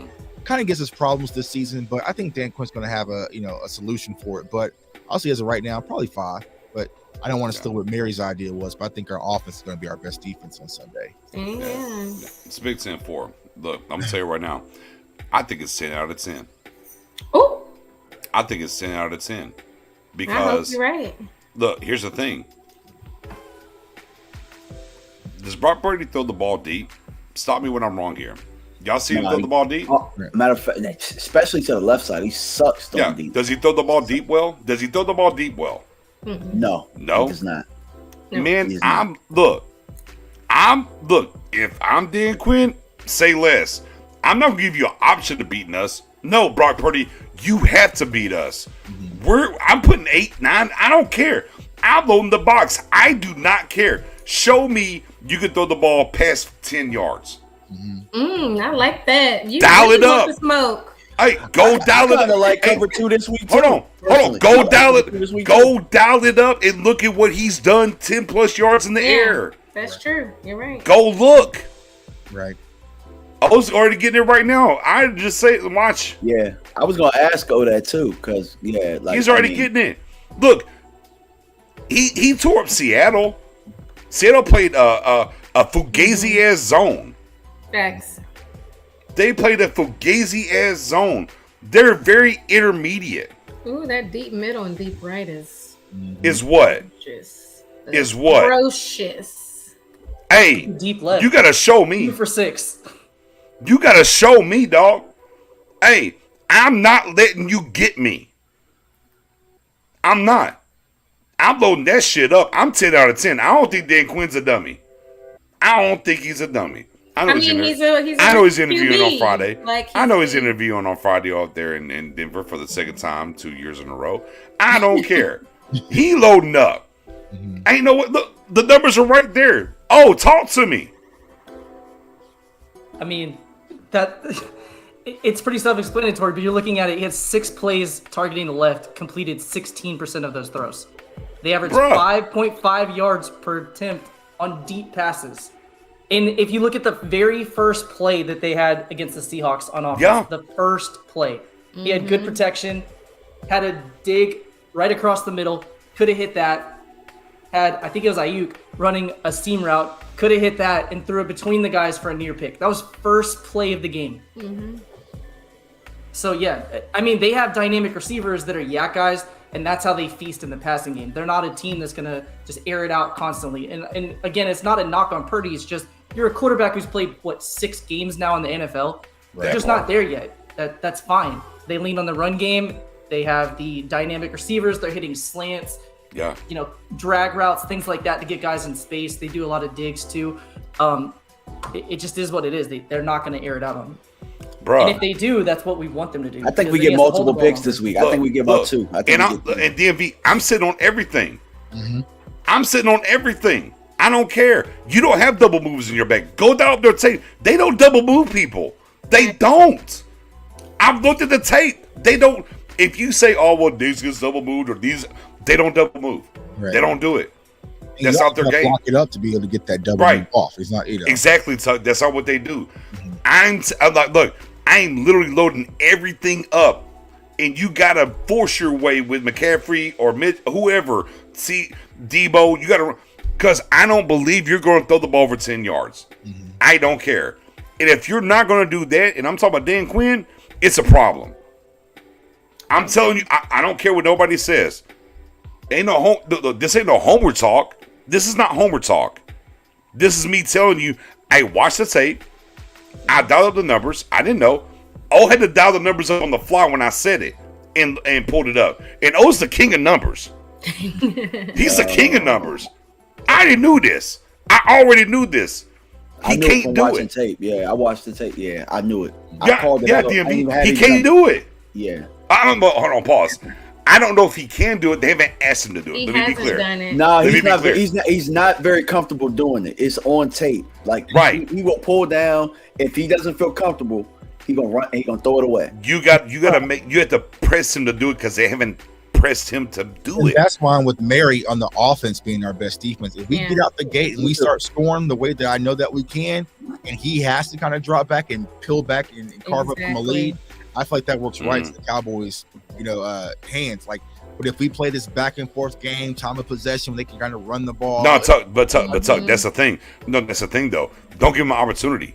Sit on that shit and force him over the top. Even if we're up or not.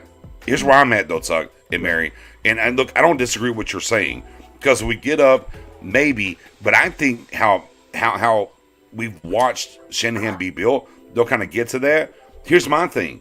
Nah, I'm sitting on everything. Edges, all that. I'm doing whatever. Hey, Brock, throw the ball 10 plus yards and show me. So what do we think, like if whoever wins the toss, what do we think they're going to do, offense or defense? Offense up. I don't care. I don't even care. Like, I'm so over that conversation. I don't care. Hey, did the Cowboys win the toss in Tampa? I don't know if they won the toss or not. I know we had the ball first. We got the ball first. We got the ball first. I just don't care because I don't care if you get the ball first in the first half or first in the second half. You just got to be good in general. I don't care. Like, I'm not. Look, this ain't a video game. Look, if you're playing online Madden and you win the toss, you should absolutely kick the damn ball. You should. That's how life works. It's the NFL. That's not how these things work. I don't care. Like me personally. Other people, I know they will die on the fur and whatever. Man, I don't care. Personally, I do not care. Because ultimately you're going to have... Cool. Great. Whatever. And we didn't score in the... Look, did we score in our first drive of the game? No. Neither did they. Didn't get any yards. So who cares? Definitely. I mean, look. Let's say Tampa didn't defer. Let's just say that's the flip. Tampa won the toss, they deferred. Let's say the Cowboys won the toss and we chose to receive. What changed? I mean, some people think there is advantage. I personally, I'm with where I don't think there. I just think whatever side you come out on needs to set a tone. So right. Last year they drove down our throats on the first drive, I think, didn't they? Right. Yeah. They scored a touchdown. Right. DMV. But what I'm saying is on the Tampa game, if you didn't, because I didn't know, I didn't pay attention. I didn't because I don't care. I didn't pay attention. Like our guy Bruce just said, Tampa deferred. But if the Cowboys had won the toss and chose to receive, what did it change?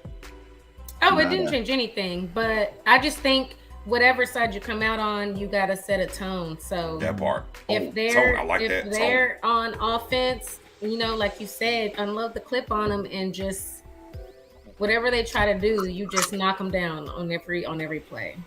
All right, let me There's spin a the timing block. factor of it too. Like if you defer and you're getting the ball to start the second half and you have the ball the last possession of the first half, you can have a big advantage because then you could potentially have a two score swing there. But if you don't have it the last possession of the second quarter, it's not quite as big of a deal as it would be if you did.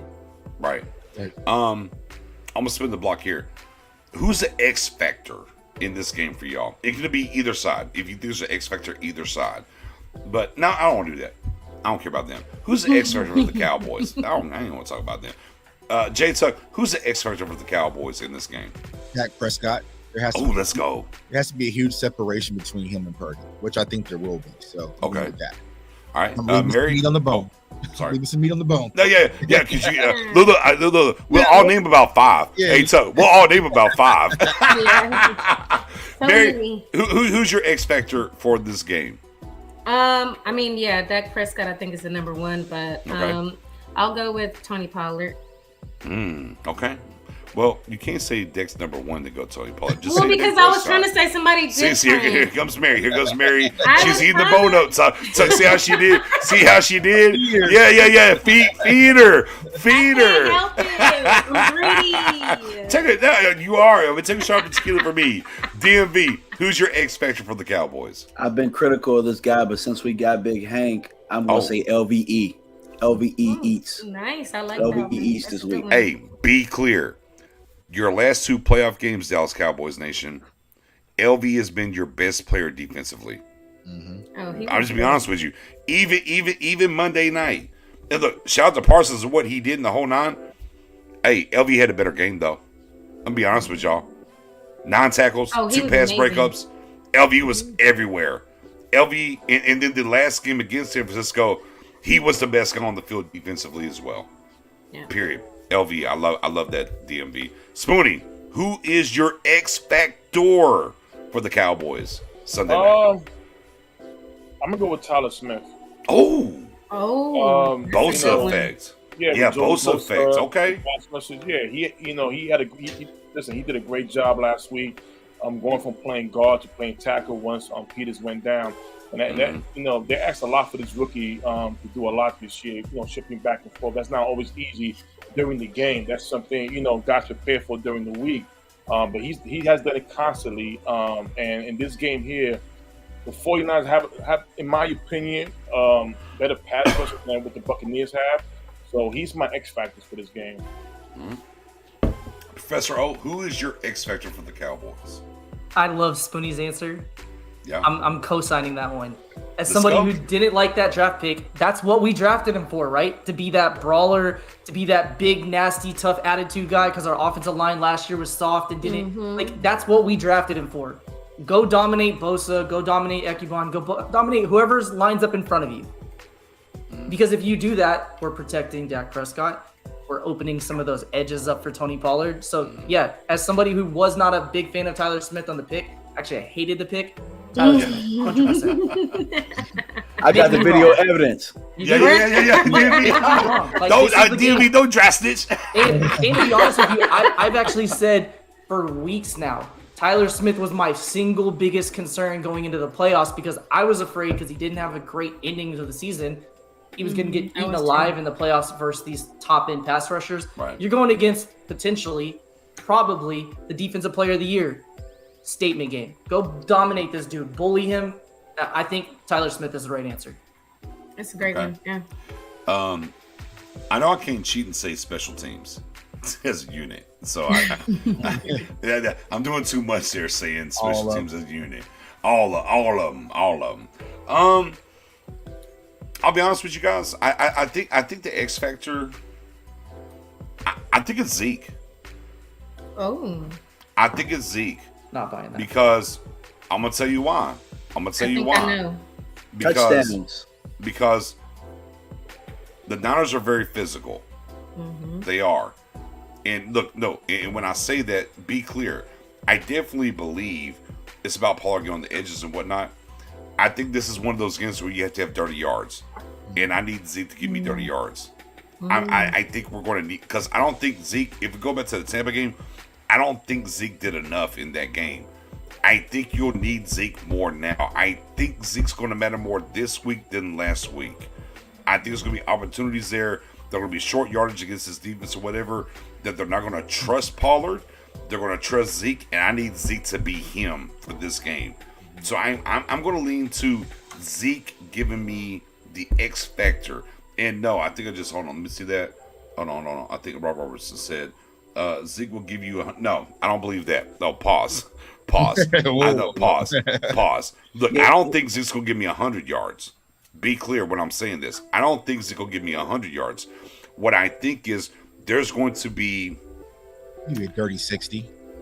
I like 30-60. I like J-Tech. I like 30-60. But I think there's going to be 3 or 4 carries that he has to get it and he needs to get it. Mm-hmm. I think it's that kind of game. Because no disrespect to Pollard, because we've seen times where Pollard would get him all the way down there, fair, and they try to give him the touchdown, and he couldn't get it, and they had to bring Zeke and let him get it. And I think at different times here with a first down, it could be a 4th and 1 or whatever. I think you're going to need Zeke. Not generational talk here, Professor O. I know where you're at. I'm not saying none of that. I'm just saying from an X Factor standpoint, I think you're going to need some dirty runs from Zeke this game to do that. So I'm going to go with Zeke. Pass Pro too. It was so nice. And Pass Pro as well.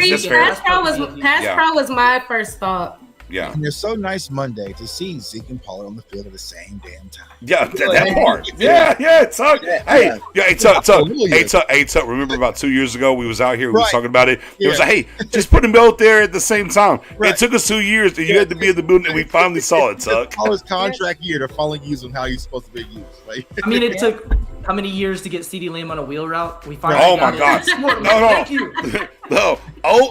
O has been preaching wheel routes for a year and a half now. And not only did you got 2. You got Lamb on one. You also got was it Ferg? No, it wasn't Ferg. Schultz. You got Schultz on 1 too. You finally got 2 in one game. My God, I was like, my heart was warm because I've always been preaching wheel routes forever, and here we got 2 in one game. We've gotten 1 here and there, never 2 in one game. My God, finally. I want to ask this question, right? Because obviously the Cowboys have a Micah Parsons. They have a Nick Bosa. So let me spin. I'm going to start with O and go the other way this round. How do the Cowboys, in y'all's opinion, handle the Nick Bosa situation offensively? O, I'm going to start with you. Yeah, so it's interesting, and I'm going to leave meat on the bone for you guys. But this is a game where we talk 12 personnel all the time, and we've done 13 personnel and all those different things. This is the game where they like to line them up in wide 9, especially in pass rushing situations. So your slot wide receiver, your tight end split out in an H-back chip. Slow him down. Get that hit in his ribs. We did that against the other Bosa last year when we played the Chargers. Not a ton, but when it made sense, we did that. And I think you do it at an even higher level this game because this Bosa is better than the other Bosa. So I think tight end 2, whether that's Ferguson out there, Hendershot out there, or even Noah Brown in the light end formations, I think if you crack a few times, that'll be enough to slow him down. And I think that's how you handle him in pass pro. I forgot about it. I want to dial it back up for our guy Michael on CFO channel. Says, I like what DQ did with Micah over the field, DN, LB. I think that is a major problem for the offense. Think that happens again this week. Tuck, I'll let you answer it and we'll get back to it. I'm sorry. Kodak Black will say, I hope so. Like, I hope so. Yeah, I feel like that's the key from fully unleashing Micah and his capability, man. It's moving him all over. Like I said, just like we're talking about right now with Bosa, you don't want them to play that power game and give Micah those body blows and wear him down and take it away a speed rush. So, yeah, I agree. Linebacker, edge, A gap, B gap, all over. You fully use Micah Parsons, your chess piece. So, 10-4. And Mike, sorry for so long on that. I didn't forget about you. I want to bring it back up for sure. Look, it's not on Tuck. I'm actually quarterbacking here. My fault. I want to get back to it. Want to make sure. Don't blame Tuck. Blame me. Yeah, unfollow us. Whatever. It's my fault. I'm sorry. Didn't mean to. But yeah. And to kind of quarterback real quick on that.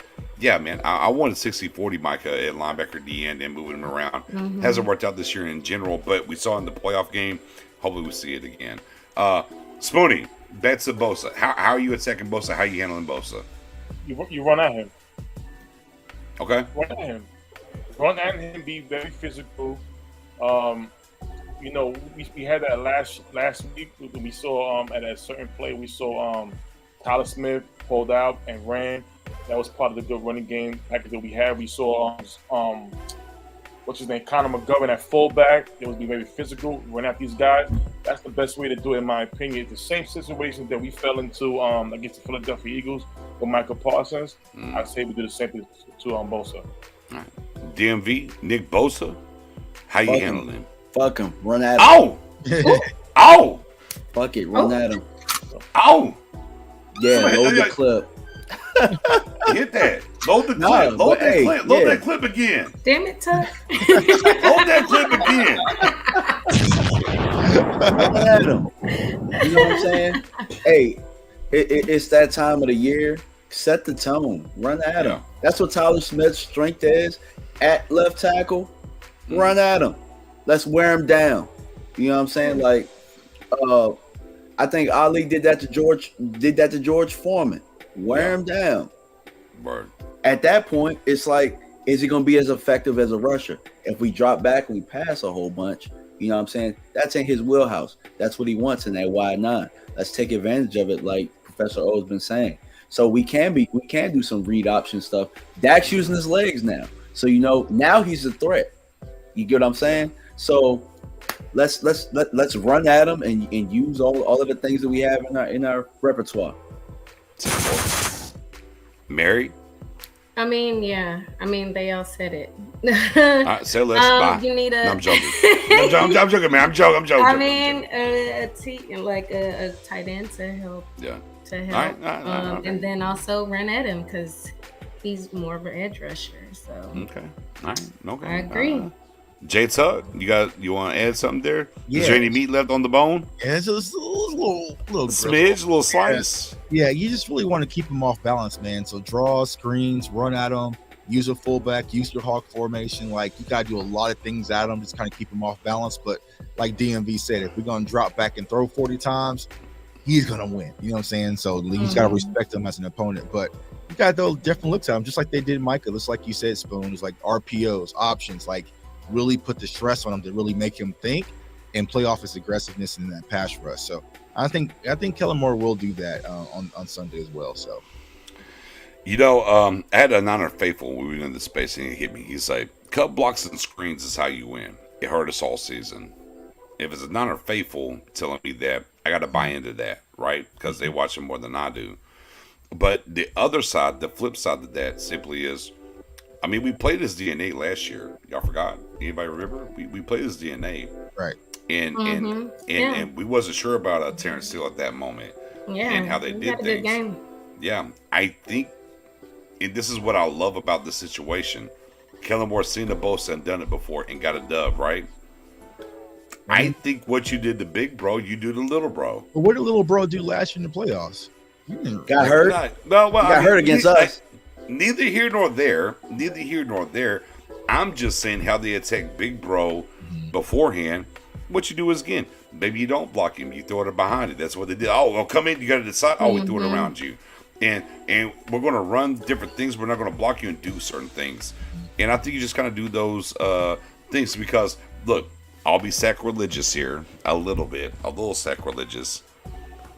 How we did Joey Big Bro last year, right? It's kind of how the Eagles did Micah first game this year. That's what happened. Yeah. So I think maybe you do a little bit of that. I don't think it'd be too cute with it, but I think you do some of those things there and whatnot. But it kind of goes back to, as we were talking earlier, we brought Tyler Smith here for this. Okay. You and I'm gonna get to this other guy in the second round on the second side and talk about something. But you brought him here and you do those things. So I definitely agree. You gotta run at him. You gotta do certain things. But as a guy from the Niner Faithful told me, cut, block, and screens hurt him all year. Well, if he knows it and he knows about him, well, who am I to say differently? Do that then, if you will. On the flip side, before we get to predictions, I'm going to do this. We know who Trent Williams is, right? Especially, I watched him in high school. I'm in Longview. I watched him for the Lobos. And what he's done in all the whole nine. Okay. He's that guy. We understand that. How are you attacking?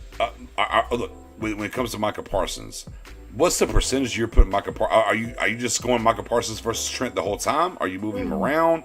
Like, how do you want to handle Trent at left tackle, DMV?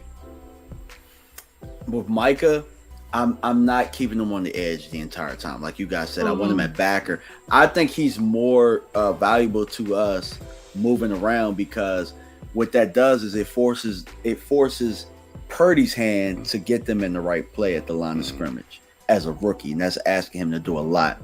That's taking it away from Kyle, because if Kyle knows where he's lining up, he's going to eat our ass up. It is what it is. So, but I do think if it's from a rush standpoint, I think Micah rushing from the linebacker is going to help us a lot more and help us in run support as well.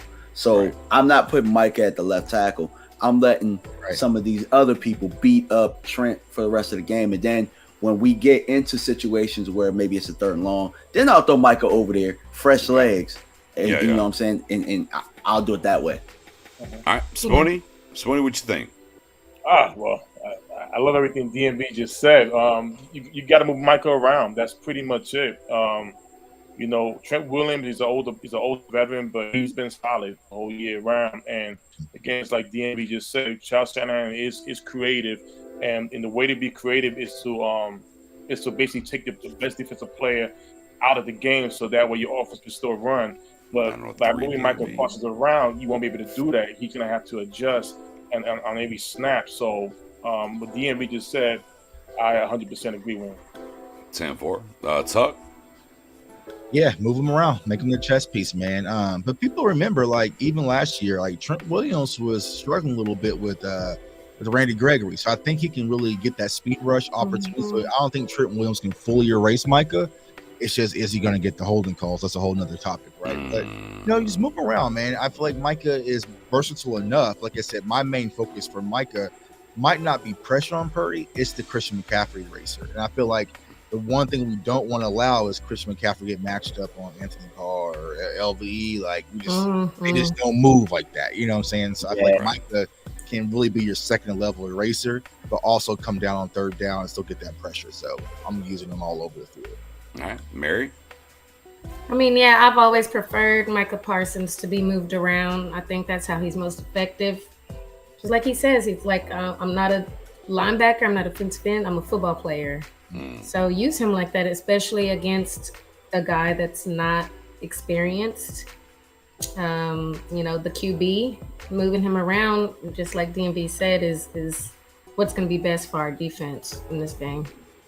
All right, Professor O. Trent, a year older now, things happen, where are you at in what he's going to bring? Is it Micah versus him the whole time, or how do you want to move that thing around a little bit?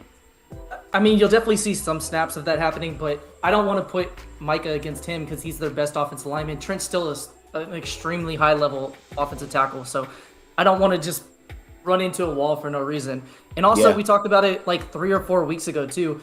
It's kind of like baseball. If you watch baseball, the first and second time through the lineup, you start seeing the batters catch up to the pitcher. They start picking up on where he's throwing. They pick up on his speed, which is why a lot of times that 100 pitch count, which is typically your third time through the lineup, you see the pitchers pulled because the batters start catching up to it.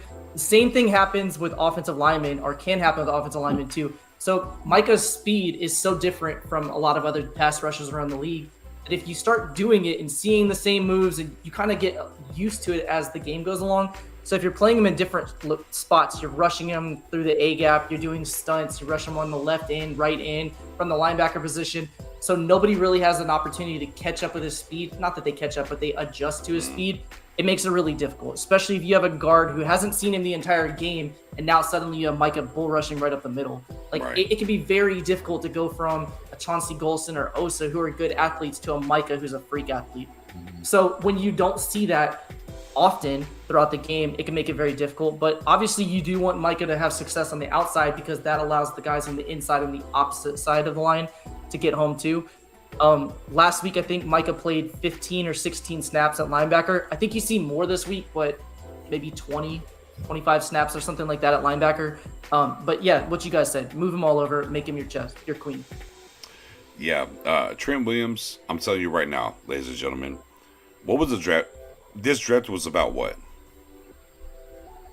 Trenches. About what? Yeah. Trenches? Trenches. Being more physical, right? Yeah. Hello, Sam Williams. Hello. That's what I said. Hello, Sam Williams. Yeah. Hey, Sam, in that bull rush, out the gate, Trent got to show me you're going to get all this work. I ain't saying for the whole game. I'm putting Sam Williams in they're going to beat D. Williams. Hey, beat D. Williams. I don't even care what your name is. Get this work.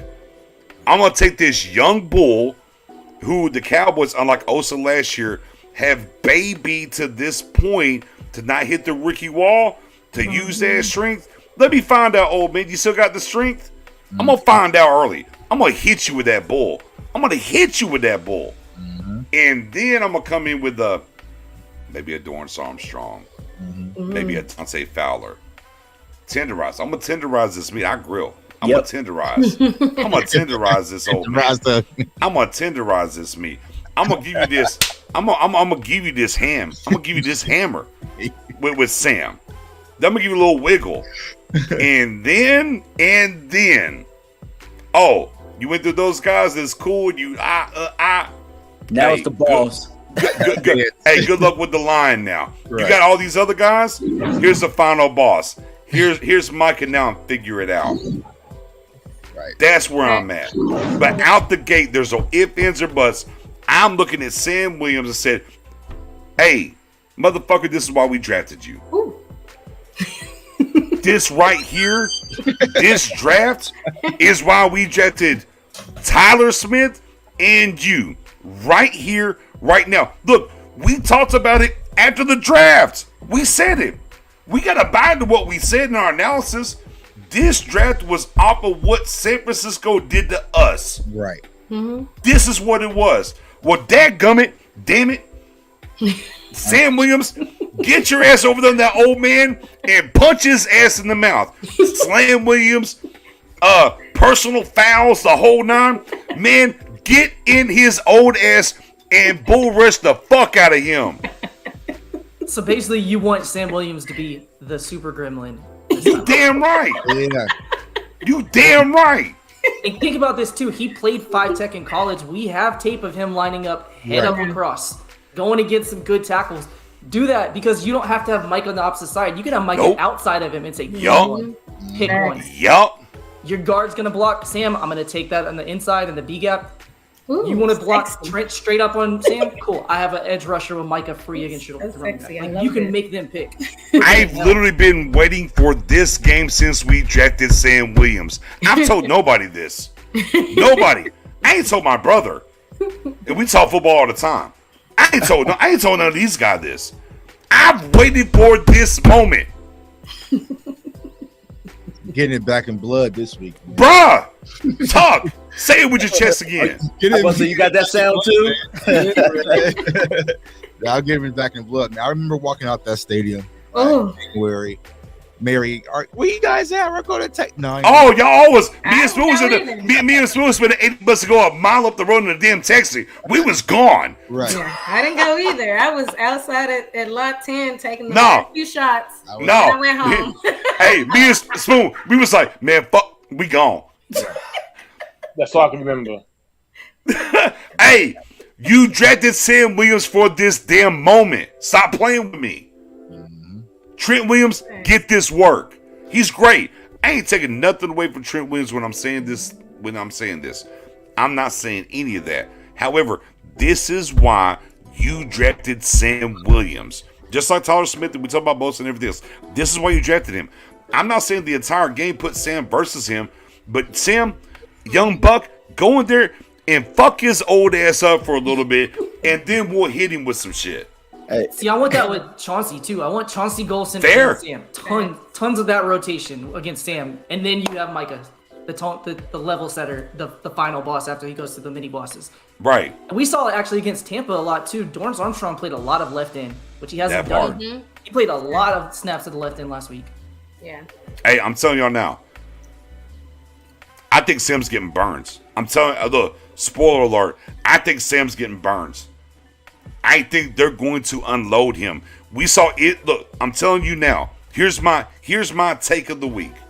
And I'll come back if I'm wrong. It's fair. I'll own that. I always do. Izzy showed up out of nowhere and did what he did, right? Yeah. That's not the last wrinkle. It's going to be Sam Williams this week, y'all. Sam's going to show up and they're going to put his ass against the super griblet old ass Lobo. I'm in Longview. I know what it is, 903. I'm in the 903. I watched him in high school. They're going to put his ass up against Trent Williams to bust him up, because anytime what you saw Sam Williams, it's bull rush. It's physical. The Cowboys wasn't physical enough last year. It was physical. Anytime you see Sam or Slam, it's physical. It's physical. They're going to deploy. Guys, man, I'll bet the house. Sam's about to get some burn. It's going to be interesting. I'm just telling y'all now. This is where I'm at. We say all that to say this. Fuck him. That part. That part. Hey, you drafted him for this moment. Ain't no way they're not deploying him now. Hence why, look, we talk about are they tucking? Are they not tucking? What's going on? This, that, and the third. Man, we watched last week. Hey, man, when's the last time y'all saw this offense, this Kellen Moore, this play calls, RPOs, fourth down, all these different. Man, we ain't seen this shit in forever. Where was Sam Williams? I just hope Kellen ain't blew his wad, man. That's all. With that being said, ladies and gentlemen, we got content all week. I'll be on the Niners channel tomorrow. I'll drop the link. If y'all follow me on Twitter, your guy Nick's right there. Follow me over there in the AM. I'll be over that side. Make sure you come through. I'm going to rock on that way. I know these guys, DMV, Jade, make sure you follow those channels. I know they got content coming up all week. I will be running a space. It's playoff. It's extra time. The space was running crazy. I actually, Spoonie, as you do the pre-show spaces with me usually, man, I started the space at 5:30. Man, the Niners fans were coming. Man, that shit went extra. I was like, yo, y'all got to pause, and we'll get to it. So I will run a space out of this. What I want to do before I get into the predictions, though, real quick. Niners fans hit me with this. I didn't hear it, but Niners fans hit me with this, and I do want to talk about it and see what y'all and where y'all at. Apparently, 105 through the fan had a snippet. I'm gonna try to turn it up here. Let me get my volume up, and let me see, and let me throw it out here. I'm gonna get y'all safe. Yeah, mute that real quick. All right, here it is. Absolutely. Okay, McCaffrey trade is paying dividends. He's made it unfair. You know, he took them. He's healthy now. Carolina, he couldn't stay healthy. Now he never gets hurt. We could use an injury. We really could. Yeah, hamstring would be good. And you know, it's basically a playoff tradition. All right, pause. Do I need to play that again for y'all to catch that? No, we got it. You got it? I'm gonna say it right now. And we've had some of those guys on this channel in general. It's bullshit. It's Bush League. I'm sorry. I'm not gonna run from that. I don't really care what backlash I get from that. It's bullshit. Right. It's cowardly, bro. It's cowardly. Yeah. Exactly. Yeah. You don't campaign for injuries in this game. The one thing that I've done from the time I stepped in, even before I did just straight Cowboys content, I was doing NFL content. I never campaigned for an injury. Never. Ever. Man, these dudes are putting it all on the line. Man, we just watched a guy get resuscitated on the field. Be clear. Resuscitated. For our entertainment. Man, miss me. And those guys are, look, ultimately, those guys are, in my opinion, they're good football guys and everything else. And it's radio and you're doing entertainment. Man, it's bullshit. I'm sorry. It's just bullshit. I'm sorry. I don't want to call it any different way. For them to say that and hope for injury in that realm and what they talked about, no, man. It's bullshit. It doesn't slide my way. I said it on the space and they were telling the Niners fans at the very end coming through and telling me that. I said, man, leak me. And I'll see and whatever. And as we were doing the show, I muted and I listened. I was like, okay, I had to get to that because I think it matters. Because that doesn't speak for Cowboys Nation. It doesn't speak for us as content creators of what we do. Right. They chose that lane. You will never find that on DMV, Pick 6 Sports, or J-Tuck and CFO Sport. You'll never find that shit this way. It's tasteless. No. Yeah. I don't want it that way, and it's cowardly. And I've been hearing some things about the station. Like, granted, I don't listen to it as much. You know what I'm saying? Either. But it's like, you know, it's cowardly. Like, I want Christian McCaffrey out there. I want Debo out there because I don't give a damn who y'all got. My team is better than your team, and we're going to find that out on Sunday. You know what I'm saying? So it's like when you say things, oh, we're wishing for an injury, or I need another hamstring, it's because they're afraid. But what I preach on my channel, what you guys preach on your channel, we will respect our opponents, but we will fear nobody. That has always been my motto. You know what I'm saying? So I don't want to be like, oh, well, we only won because Christian McCaffrey got hurt. Like, no. You made the trade to get Christian McCaffrey because you believe that's going to make your team better, and we're going to show you that didn't even matter. Like, that's how I rock. You know what I'm saying? So yeah, I don't wish injury on no man. Right? You know what I'm saying? Like, it's just cowardly. But you know, can't control say we want the smoke. Yeah, and then say, well, we want the smoke, but without that guy. Right. Yeah. Right. Yeah. Right. And I'll be 100, man. It's not like we haven't stopped Christian McCaffrey or slowed him before. Right. We can do it again. Yeah. Welcome. Before. That's what I've been preaching. We've seen monsters before. You know what I'm saying? Like, but some people are so afraid. Here we go again. You know what I'm saying? Not everybody wants to let it hang. Now, you know, it was easy to kind of beat on your chest a little bit after the win. But here we go. Some people are starting to, I don't know. I don't give a damn, bro. Right. I don't give a damn. No, it's facts, man. It's just. Yeah, I don't care. Like end of the day, and we do what we do, and we rock and we roll and all that. And there's levels throughout this content creation and covering the game and wherever you're at. Just in general, I'm sorry. Look, and any of those guys can come in and at me and talk to me or whatever. I'll tell them directly to their face. It's bullshit.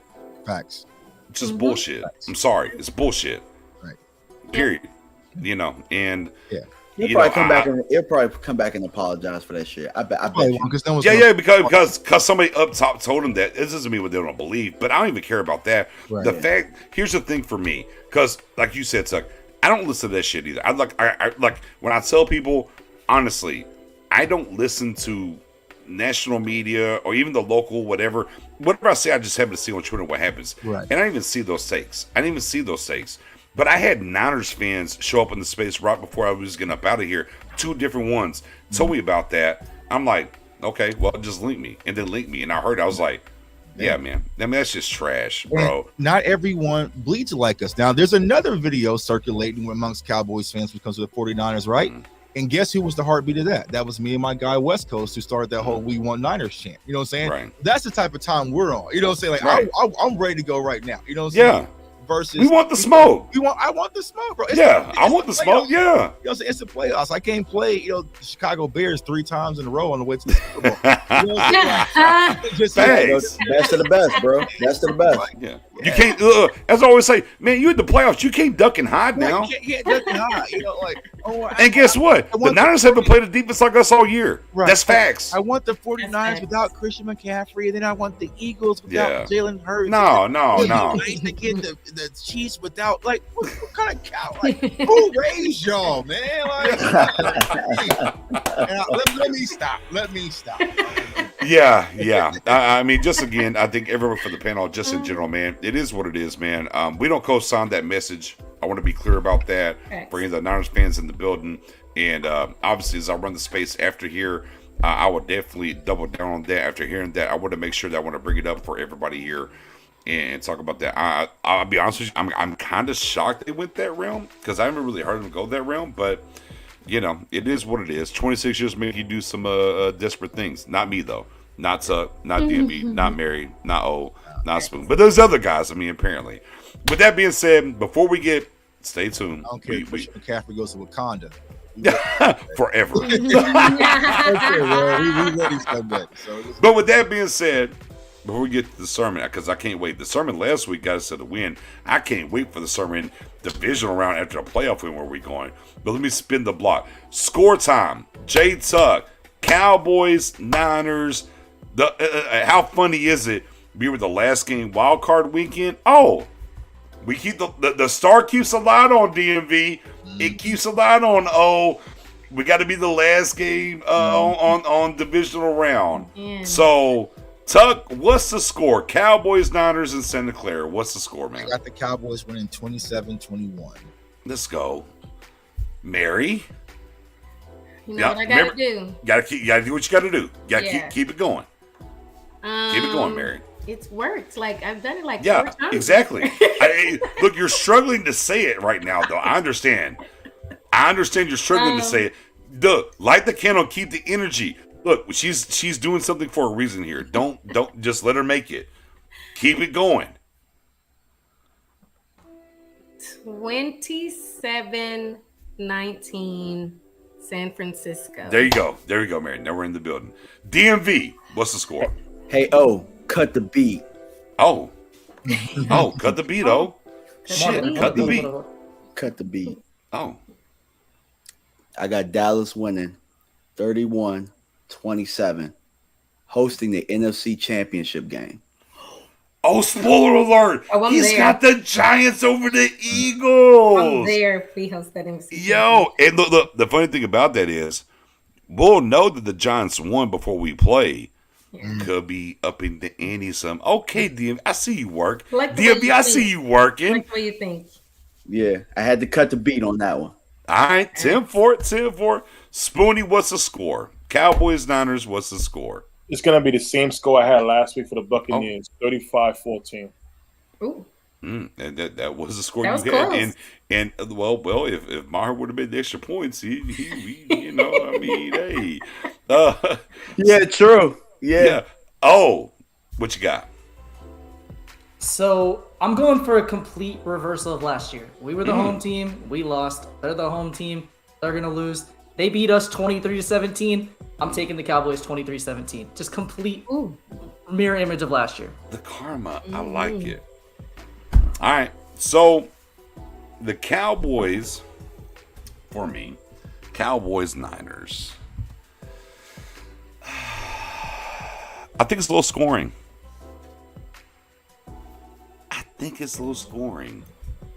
I'm going to go crazy. Look, I'm going stupid. I'm going to go dumb. I think the Cowboys win 12-10. All Brett Maher field goals. He goes 4 for 4. What? Put it on the board. I'm going to be mad as hell. The Cowboys winning? You going to be mad? Well, I mean, I'll be happy, but I'll be like, dang. Okay, hold on. I'll pivot. It'll be 31. I'll be 31-28. Brett Maher, Money Maher, bangs a 52-yard field goal to win the game with all zeros on the clock. How about that, Mary? Oh, I would love that. There it is. How about Eddie O? 21-17 Cowboys win. 3 touchdowns. I'm assuming 3 missed extra points, but he does get a field goal, so we hit 21 points. Well, Fair enough, Eddie-O. All right, Eddie. Fair enough, Eddie-O. No Spoonie? faith in Maher this week again. No, I got all the. No, I'm telling you now. Look, I am more confident in Maher in my entire life. Call me crazy. Facts. I think he gonna. I'm more. Look, first time he was here preseason, we were bullshitting during the year. Man, I absolutely believe he's going to walk The through the crazy door. thing about it, he came out at halftime and was just boom, nailing them. Like, okay, he's fixed. As soon as the extra points, like God, or like maybe to back up a little bit. Like like you out here hitting. Before we move off that, so we asked this question last week.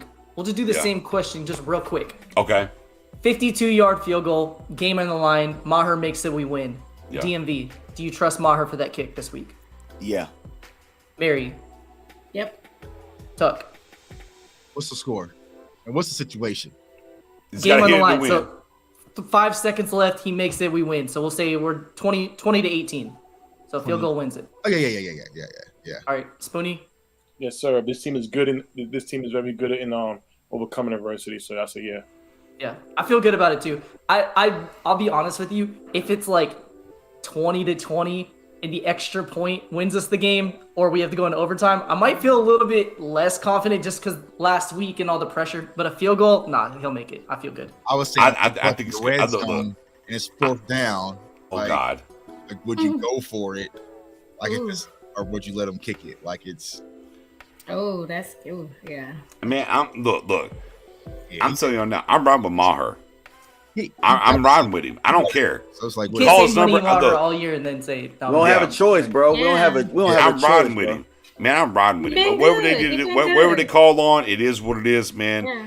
I think it's an anomaly, and I'm just with it, man. And look, if it's wrong, I'll show up here and be like, well, shit, I fucked up. But hey, I'm riding with it. I just at this point where you're at now, there's no reason to switch and do anything. Right. Because that's not, whoever you're bringing in is unknown. There's like this one guy out there that's like, well, actually, this guy you can, no, Dan man. Bailey.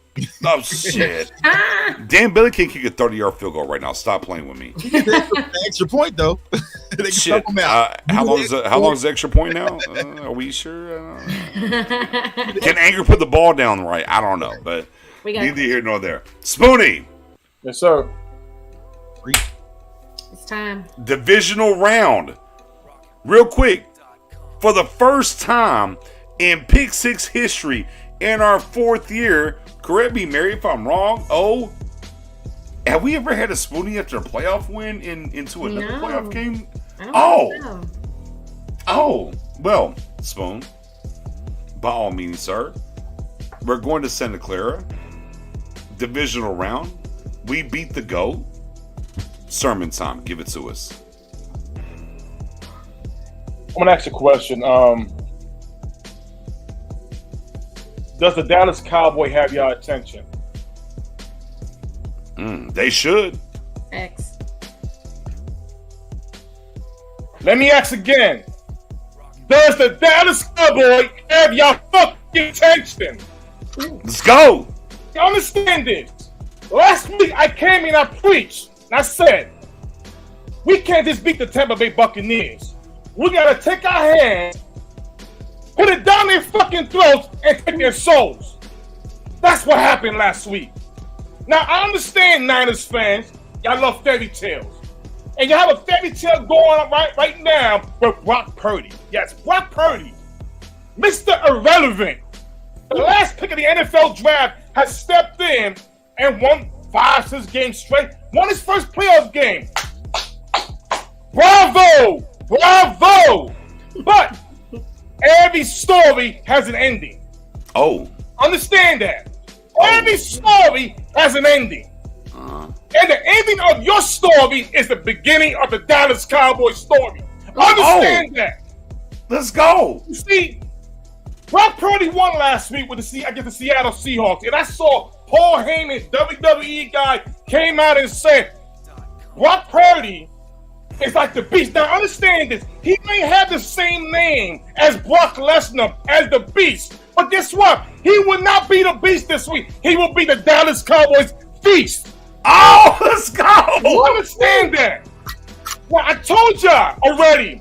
This Dallas Cowboy team, they already had their appetizers last week. The 49ers is the dinner. The NFC Championship game that we will be at Dallas Cowboys, Arlington, Texas. Like DMV said earlier, that's not a prediction, that's a spoiler. Understand this. That NFC Championship game that we're going to be facing that's going to be the dessert. When we go to the Super Bowl, there goes the receipt. The receipt going to show we're the fucking team from day one. We are the number one team. We are the best team. Make no mistake about it. I can't overlook the 49ers this week. Right. You can't look at the NFC Championship game in the Super Bowl. That will come soon enough. Brock, Purdy, I'm going to tell you this right here. The story ends. Chapter is over.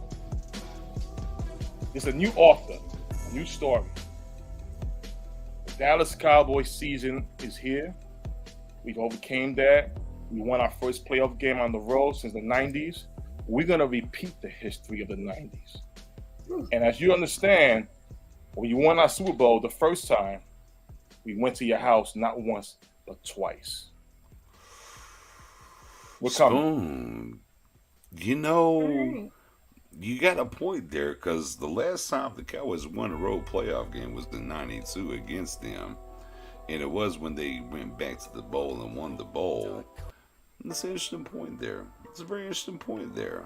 But with that being said, ladies and gentlemen, let me roll out the red carpet here. DMV, tell the people where to find you. You guys can find me DMV Fanatic. Just dropped a live film session. Go check that out on Brock Purdy, showing his weaknesses and Shanahan's tendencies. So go check it out. That part. Jay Tuck, you'll be in the building Sunday. Yeah. We are 95% complete to be in the building, man. Cowboys Nation, man. I appreciate all the support, man. Everyone's been giving Tuck $1, so donate to the cause.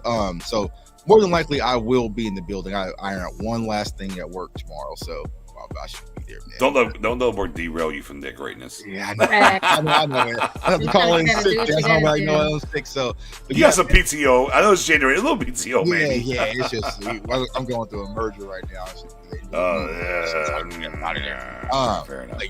But yeah, man, salute to all the Cowboys fans, man, who've been giving Tuck $1 to get me to San Francisco, man, because they're trying to view me as a good luck charm. But you know, more than likely, I will be in the building on Sunday, representing, doing what I do, man. And if you're at home, wherever you're at, man, get behind this team, support them. Let's turn it up, Cowboys Nation. Like my guy Spoonie says, we're not done yet. That part. JTuck151 on all social media. And also, if you're on the Pick 6 Sports, CFO Sports on the other side on his YouTube, make sure you go over there as well. Do that. Everybody's Twitter handles are in the building. Make sure you go over there, follow all of us here. If you're on a different channel, CFO, man, come over here, Pick 6, get us on this side too, no doubt. Shout out to my Twitch people. I saw some Twitch people here tonight. As I'm dabbling, I'm doing some gaming. I don't know. I'm just having fun with it, doing what we do. Yeah, man. What a fun time, right? What a fun time to watch this team and go through what we're going through now, the McCarthy era, and where it's at. And I think ultimately it solidified another year of that and changing the culture. And I'm excited about that personally. I know people might feel indifferent. It is what it is. I want to see those Smith to Killamore. I'd like to see McCarthy maybe without Killamore. Just saying. We'll see what happens. But that's for a different time, because we'll have a ton of talks. If y'all have not been following us that you see on the screen, man, it's been fun during the season. Oh, DMV, Spoonie. Now, Mary, I know you kind of, hey, you're out. I know. It's fine. It's okay, Mary. It's okay. Tuck, man, but we having Pittsburgh shirts. Hey, man, we go to another level after the season. No, Season's not ending. Holding off though. Holding off. Yeah. Season's not over. Season's not over. I've been itching. I almost dropped the few the other day. I was like, no, I'm not. No, not yet. We can't do that. Look. I had something I want to drop too. I was like, no, I can't. Look, I ain't dropping no draft shit yet. I can't do it. Not yet. Because we're not losing on Sunday, ladies and gentlemen. We're not losing on Sunday, ladies and gentlemen. And we're going to have more bonus time and have this talk and have these talks, man. Appreciate everybody. At the end of the day, Spoonie, we're doing a space up after here. It's playoff time. We're going to ride in the moment. Appreciate everybody for rocking with us throughout the year. Guys, outside of the Freestyle Friday shows, just here on the Wednesday shows, man, 32 from after we get out of the season, we do work. Man, our 32nd, I got teeth. Our 32nd episode in season 4, man. Man, what a fun ride. What a fun ride it's been. And going forward, we're going to turn up, get better, do what we got to do, the whole 9. DMV, man, it's been awesome. And Tuck, you're right. He shaved it. It was like 1 week later. Then the beard was back. Like it took no time. I told everybody it was gonna be back. You didn't lie. Yeah, and no lies were told. DMV, no lies were told. No ifs, ands, or buts about it. So, man, y'all be blessed, be safe. Make sure you're in the building. Freestyle Friday's on deck. Maybe we have a little surprise in the bag on Freestyle Friday. We're working on some things. We'll see what happens. Space up out of here. Give me about 10 minutes, and we'll be on the space on the other side. Y'all be safe. Go Cowboys. Follow these guys. Follow DMV. Follow J-Tuck if you're not already. Follow us on Twitter, man. We keep the content rolling. 105 through the fan. Bullshit. Stop begging for injuries. Peace.